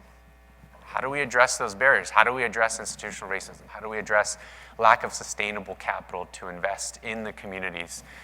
And then from a health plan perspective, which is really the big lever here, I mean, pharma certainly has an important role, but health plans control the faucets. The actuaries are kind of scared right now, and mostly scared because they don't know how do they manage non-clinical benefits. There's really interesting innovations coming out in supplemental benefits. There's technically the Medicaid statute says the Medicaid health plans can't actually pay for housing out of MLR. Technically, legally can pay out of administrative costs, but actuaries and lawyers are like, no, I don't know, we don't want to mess with it. So lots of barriers. There's concern about adverse selection. In the short term, which is what most health plans somewhat appropriately are thinking, in the short term, in the next 1 year for exchange population, 2.5 years for group insurance, and maybe 7 years for MA, which are the churn cycles. In those timeframes, how do we make sure we don't just attract the sickest people that are going to be sicker than even their risk adjustment allows us to gain a higher premium spend? So lots of concerns about investing in the real things that matter: transportation, housing, institutional change. And then something really interesting happened. Actually, who here has heard of opportunity zones before I dive right in? Maybe 10 to 15% of the audience. Great. So there was this burning dumpster fire piece of legislation that the Trump administration passed, which is the tax reform bill. Wealthy people like me kind of benefited-ish. Corporations definitely benefited. Short-term, long-term, it's actually going to be a hit. Essentially, the rich get richer. The poor, not even really poor, but middle class gets screwed. But there was a really interesting provision which largely was self-serving for Kushner and Trump, who have massive real estate investments in impoverished areas, which is the opportunity zone piece of statute. And the statute basically says capital gains can be deferred or not have to be paid if they are invested in an opportunity zone. Opportunity zone is basically a low SES census tract. Now, unfortunately, the intent of that was just to benefit rich people with project housing. But in fact, we can hijack that legislation and channel $6.2 trillion of capital gains into a virtuous cycle. So here's how this would work. At a high level, and I'm not a tax lawyer or accountant, so bear with me. But basically, there's 3 benefits if an individual or organization has capital gains, i.e., who here works for a pharmaceutical company? Okay, yeah, a lot of people. Your companies that may have capital gains, if the company invests those capital gains in an opportunity zone, there's a temporary delay, deferring of payment of tax on the capital gains for up to 2026. There's an opportunity for this step-up phenomenon. It basically means whatever the basis was at which you invested in something, and then when you exit something, there's a difference, and hopefully you make money off of it. That basis actually gets increased, so the amount of tax you pay is decreased. So if you invest in an opportunity zone over a period of 5 years, that triggers a decrease in tax you pay. If you invest 7 years, even further decrease in tax you pay. If you keep your capital in that opportunity zone for 10 years or more, any new capital gains don't get taxed. So, wealthy people, wealthy organizations have another tax shelter, which could be viewed as a very perverse rich get richer approach, which is probably what the intent was. However, legally and by the regs, we can actually use this mechanism to meaningfully, really meaningfully, $6.2 trillion worth of meaningfully address social determinants of health. How are we going to do it?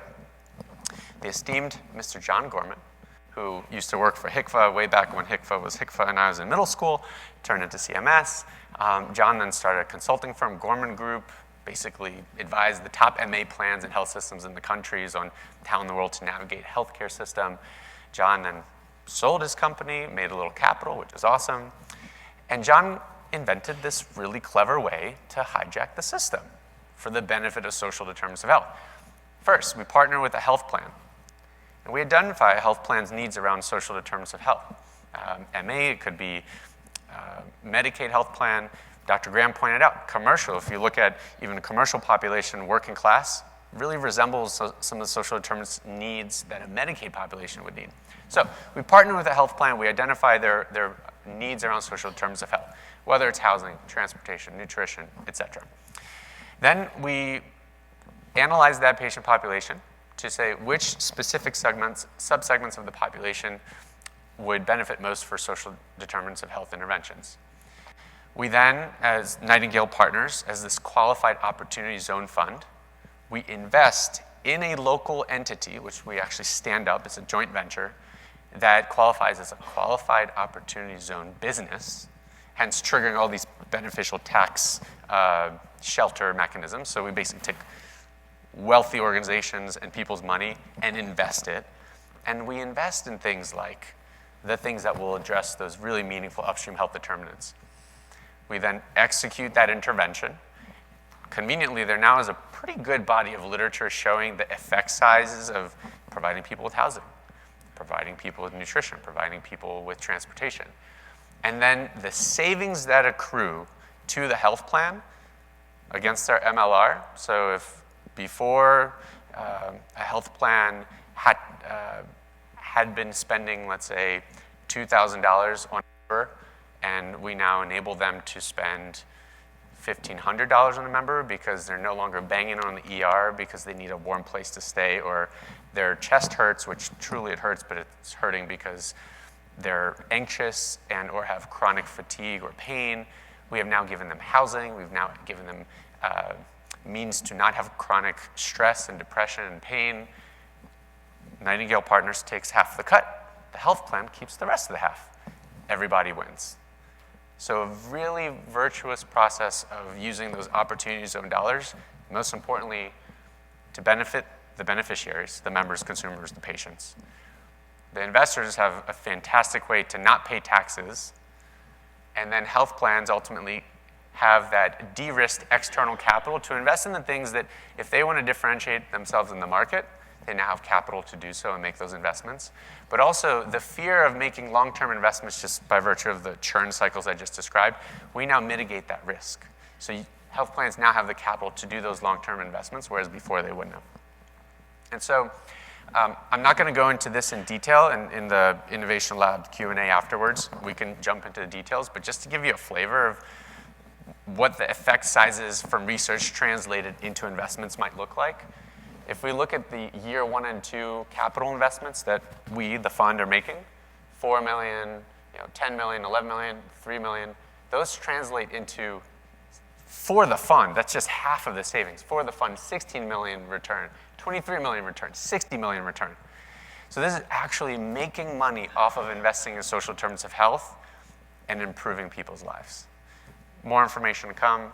I hope you guys will have questions. I hope you get your organizations involved, and I'm very proud that John Gorman figured out a way to hack the Trump tax legislation to benefit beneficiaries, and thank you very much.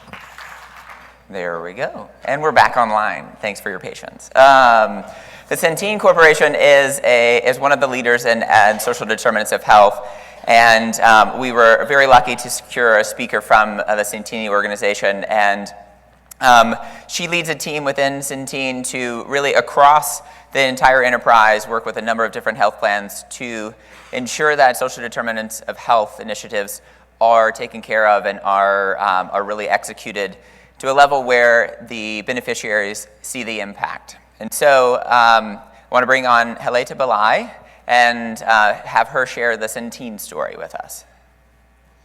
Thank you. Thanks very much. Hello, everyone. Really pleased to be here with you. I'm especially looking forward to the innovation labs and the conversations there, so I will keep us moving. I wanted to share a couple of things with you, and you'll see that here, just a few perspectives on social determinants of health. It's a really nuanced term, and you've heard already today 2-3 different ways of thinking about it. And I always found it quite helpful to hear that as I was getting kind of more and more engaged in this work. I'll share a little bit of context about Centene's approach to addressing social determinants of health innovation, and then I'll share a couple of very practical examples of ways that we engage our pharmacy professionals in this work. So you'll see, you've certainly heard this morning and hopefully at other points as well, information about how to think about social determinants of health and the impact they can have. And I've got to say, I know we see this a couple of times, but it's the thing that really struck me when I was starting in this role a couple of years ago. And it was the way of thinking about social determinants and the impact they have by thinking at a very macro scale. So I think we understand sometimes the individual, the personal. If we sort of zoom out and think about the US healthcare system, and if we think about a lot of the factors that Dr. Graham shared earlier this morning, we see quite a difference in life expectancy. And I won't spend a lot of time on this, but I remember looking into some of this data that was funded by the Robert Wood Johnson Foundation and thinking, I've lived in New York for many years, 9 years average life expectancy difference between two communities that I spent some time in a few miles apart. St. Louis, another city I called home for many years, 12 years. And then the one that really struck me was New Orleans. And you know, these are places where we have health plans operating and doing a lot of great work, but New Orleans, that difference, in case people aren't familiar with it, is actually up to 25 years. And it just sort of struck a chord with me every time I came across this data, and a lot of the research behind it and understanding why there are such stark differences between these neighborhoods. And we know now that there are a lot of factors at play, a lot of variables in the works here, but some of the items that were called out during this research, or in this research, were around scarce education, excuse me, coming over a cold, please bear with me, scarce educational or income opportunities, unsafe or unhealthy housing, access to good hospitals and primary care. And it's natural to then think, what do we do about this? Where are the areas that we can really drive impact?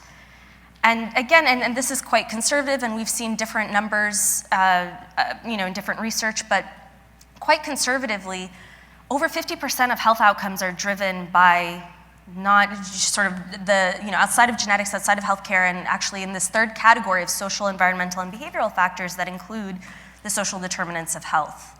So it shaped the way that we're thinking about this work.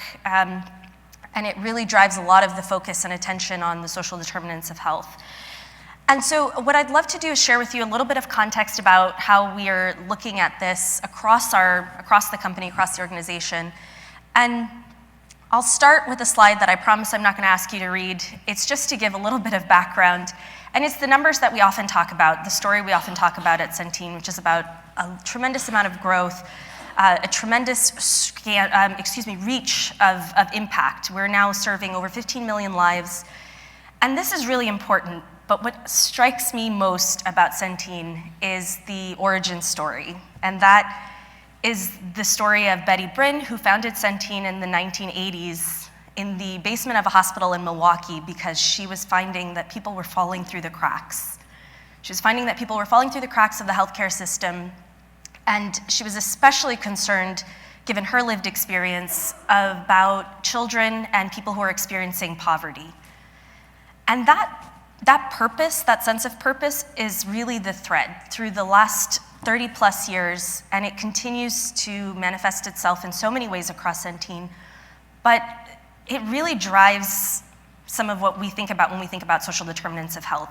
Given the populations that we've served for the last 30 plus years, this is not a new topic, and as everyone has mentioned, it's not, the challenges we're talking about are not new challenges.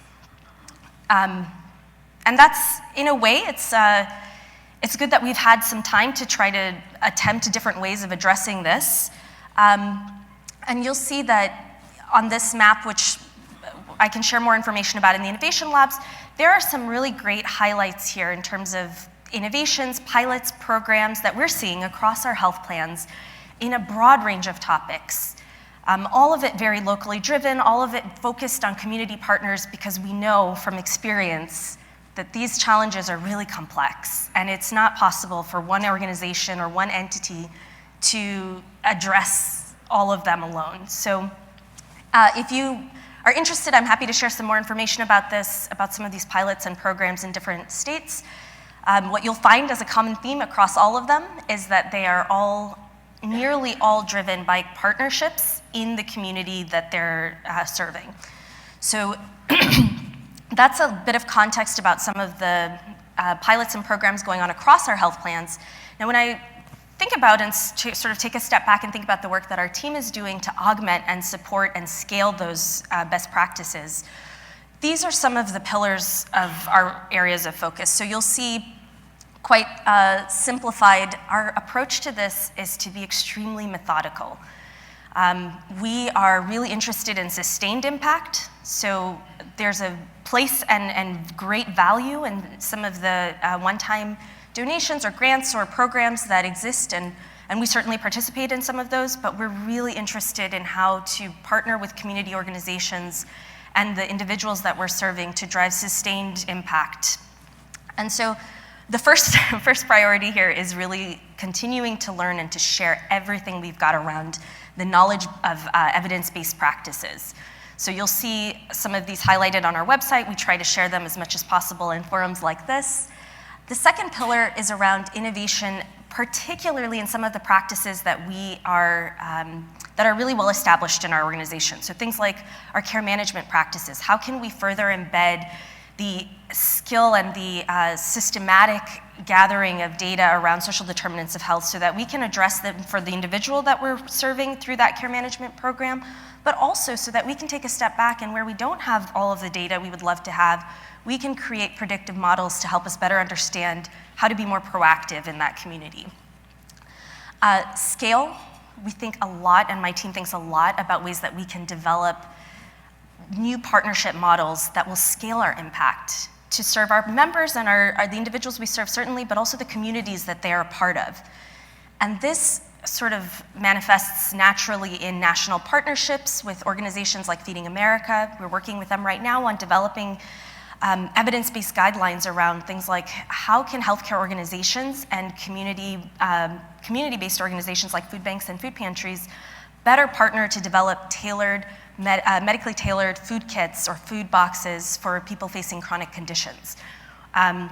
Certainly that will be helpful to our health plans in their day-to-day work and to our members, but this is something that we intend to make publicly available so that everyone can benefit from that knowledge.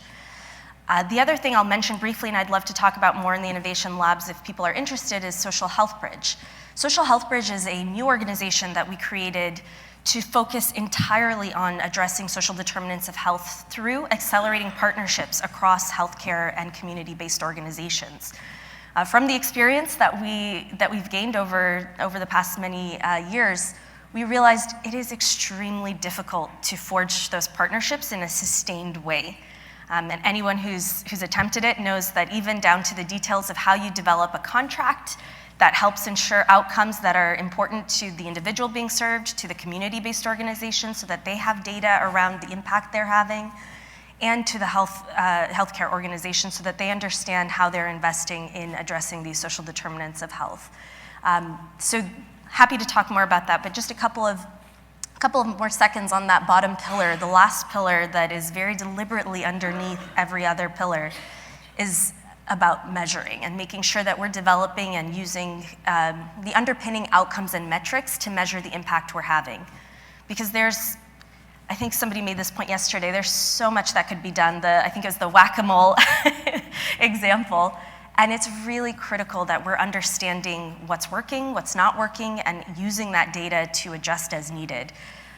So a lot of our work is about, and our focus right now is about strengthening the link between our SDOH interventions and the health outcomes that we seek to drive improvement in as a result. So the last thing I'll share with you all are a couple of examples. I'll share 3 examples of some of our practical kind of emerging practices around leveraging our pharmacy teams and personnel to address SDOH barriers. And the way that I'd like to do that is to start with one story and share a couple of examples that build on that. And that story is the story of one of our members in Texas. We'll call her Mary. Mary was showing up quite often on a report that one of our pharmacists was responsible for reviewing in Texas, and that was the medication adherence report. Mary is at the time it was in her 60s, high risk for heart disease, had a lot of unfilled prescriptions, and as far as we could tell from claims data, hadn't seen a provider for about 11 months at the time that she came to us. And the pharmacist on staff, her name is Catherine. Catherine was reviewing this data and thinking, this is probably a pretty urgent situation. Somebody needs to get in touch with Mary and make sure she's got access to and an understanding of the medications she needs. So Catherine picked up the phone, called Mary once, twice, a few more times after that, unsuccessful. Catherine tried calling the primary care physician listed, and they said, sorry, can't help you. Actually, we haven't been able to get in touch with her either. Last time we saw her was about 11 months ago. Here's another phone number that might work. And so Catherine sent a care manager, one of her colleagues, to the address that Mary had provided. And that care manager visited twice, no luck. So ultimately, after a couple of weeks of back and forth, Mary called back. Mary called Catherine. Catherine was able to have a conversation with her, and in this conversation, got a ton of information that helped fill out this picture. So Mary shared in this conversation that actually Mary's wheelchair bound and has a really hard time getting around, doesn't have access to transportation, or wasn't aware actually that she had access to transportation benefits. And also Mary doesn't have a phone. So kind of makes sense that no one's been able to get in touch with Mary. Mary explained that she was receiving voicemail messages on her computer, to her email address. They were getting sent to her email address. Then she would find a computer, maybe in a library or somewhere that she could, find access to a computer, log in, and make return calls through the computer, through her email, which I know is possible because I've done that before, but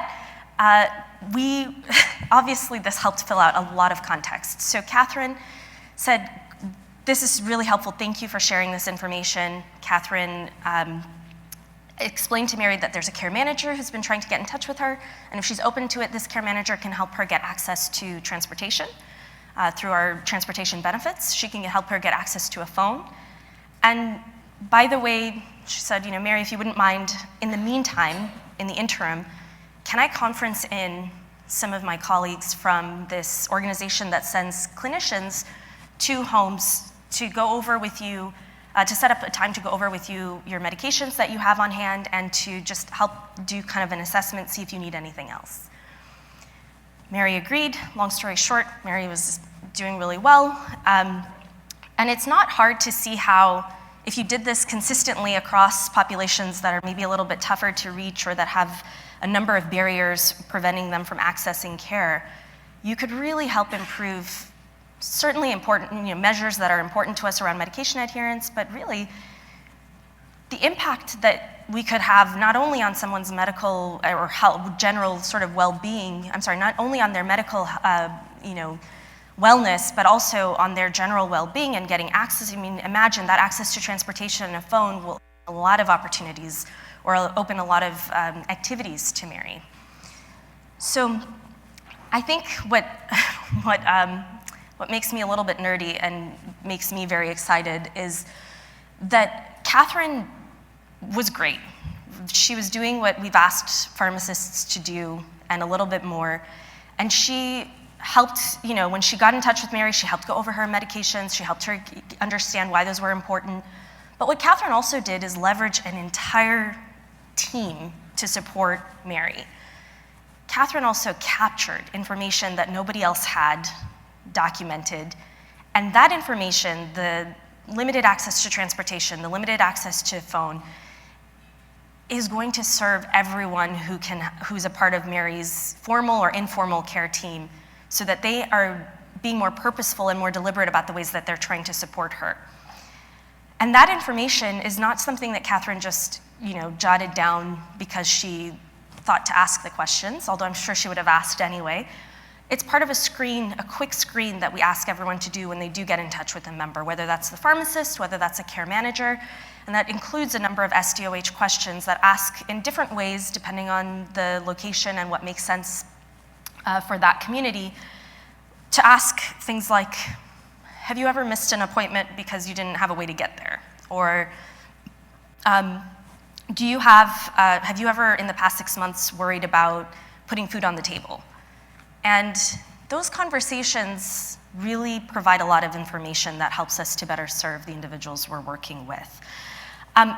Based on this experience and based on this initiative, a couple of our teams also looked at ways that they could support pharmacists in this process on our staff, both in Texas and in other states.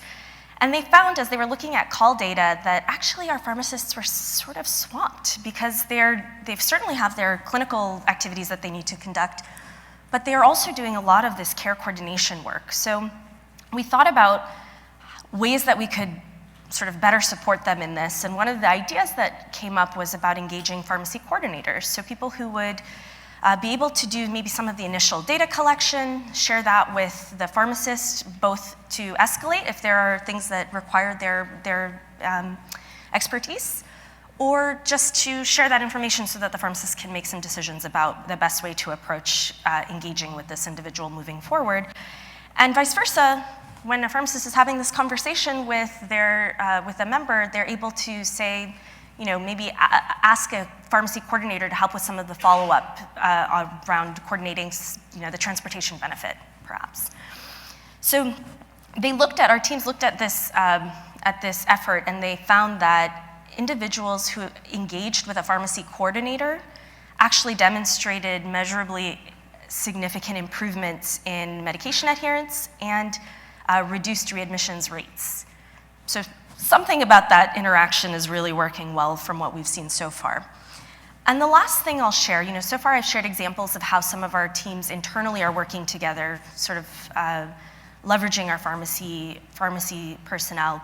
I wanted to share one more example of a partnership that is outside of our organizational walls. In one of our states in Ohio, our teams were looking at individuals who were taking several medications and facing certain chronic conditions. So they're looking at a fairly high-risk population. And they thought, there's no way we're going to be able to do this through some sort of one-off program. That's not going to help folks. Clearly, there are some barriers around this that are going to require a more comprehensive approach. So they worked with a pharmacy, an external partner, who was able to send representatives into members' homes, identified members' homes. All of this, of course, with the members' permission. They conducted an in-home assessment. They helped review all of the medications that those individuals had in their homes and shared that data with the pharmacist, who then was able to identify any needs for care management support, so somebody to help with maybe some of the other barriers that the individual might be facing. And they were able to, when appropriate, to put together compliance packaging. They were able to kind of put together a customized daily pill box for those individuals based on their responses to some of those screening questions and about their transportation access or ability to get out and pick up their prescriptions. And that was delivered home to them.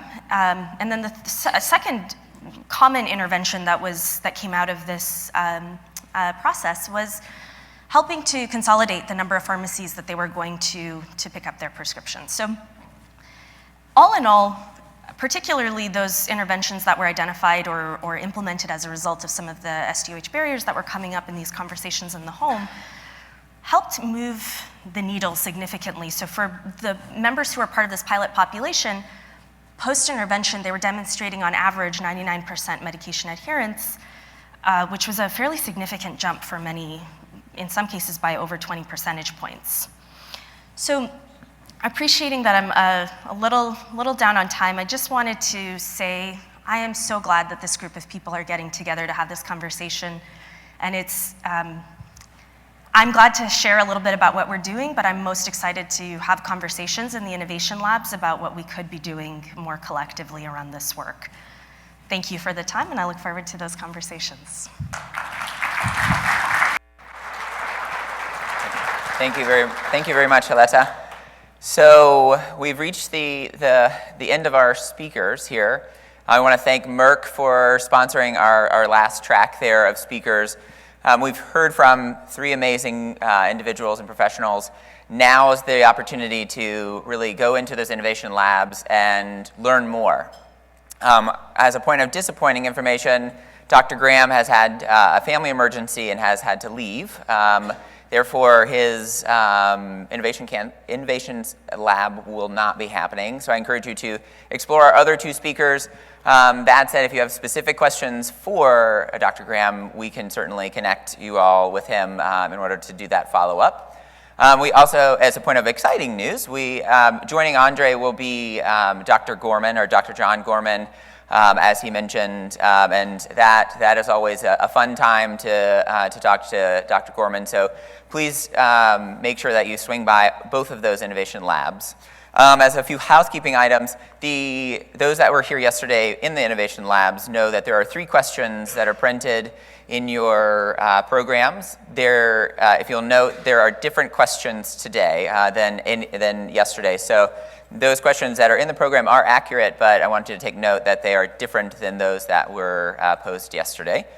And that'll be your opportunity to provide some feedback and see how it graphically manifests onto our knowledge wall, which is there at the top of the stairs. So in this time of going through the innovation labs, please take note of that knowledge wall, see where your answers have come up and how they've been represented. And I also, during this time, encourage you to fill out the evaluation form. I want to know how I did as your Ryan Seacrest here this morning and yesterday, so please let me know. They're scattered throughout the room as well as available at the registration table, so please take a second to give us your feedback about the programming itself. And we'll reconvene in here around 11:10 for a wrap-up session where we'll kind of look back at our program and see those high points and really look to those knowledge walls the knowledge wall to see what we've learned here about addressing social determinants of health in different populations, different care settings, and then again today, building the business case for social determinants of health. So with that said, head on out to the innovation labs, and we'll see you back in here around 11:10. All right, everyone, welcome back to our final wrap-up here. If you did not complete the evaluations earlier, please do. Again, we want to hear from you. A number of you will be kind of transitioning into the Leadership Summit, which will be a different evaluation. So find those screen sheets, give us your feedback on this particular meeting. And we'll spend the next few minutes here just thinking about really that we've had 3 tracks about addressing social determinants of health, whether that be in different populations, different care settings, and of course the business case for social determinants of health. Throughout that process, we've heard 9 speakers, we have had 9 different innovation labs, and really heard 9 pretty incredible stories. I hope that those stories were inspiring to you to take that which you've learned from those speakers as well as during the innovation labs, take that information back, take those strategies back to your practice site, and really be a pharmacist that's leveraged in addressing social determinants of health. So, I want to thank you all for coming and attending. We don't want the conversation to stop.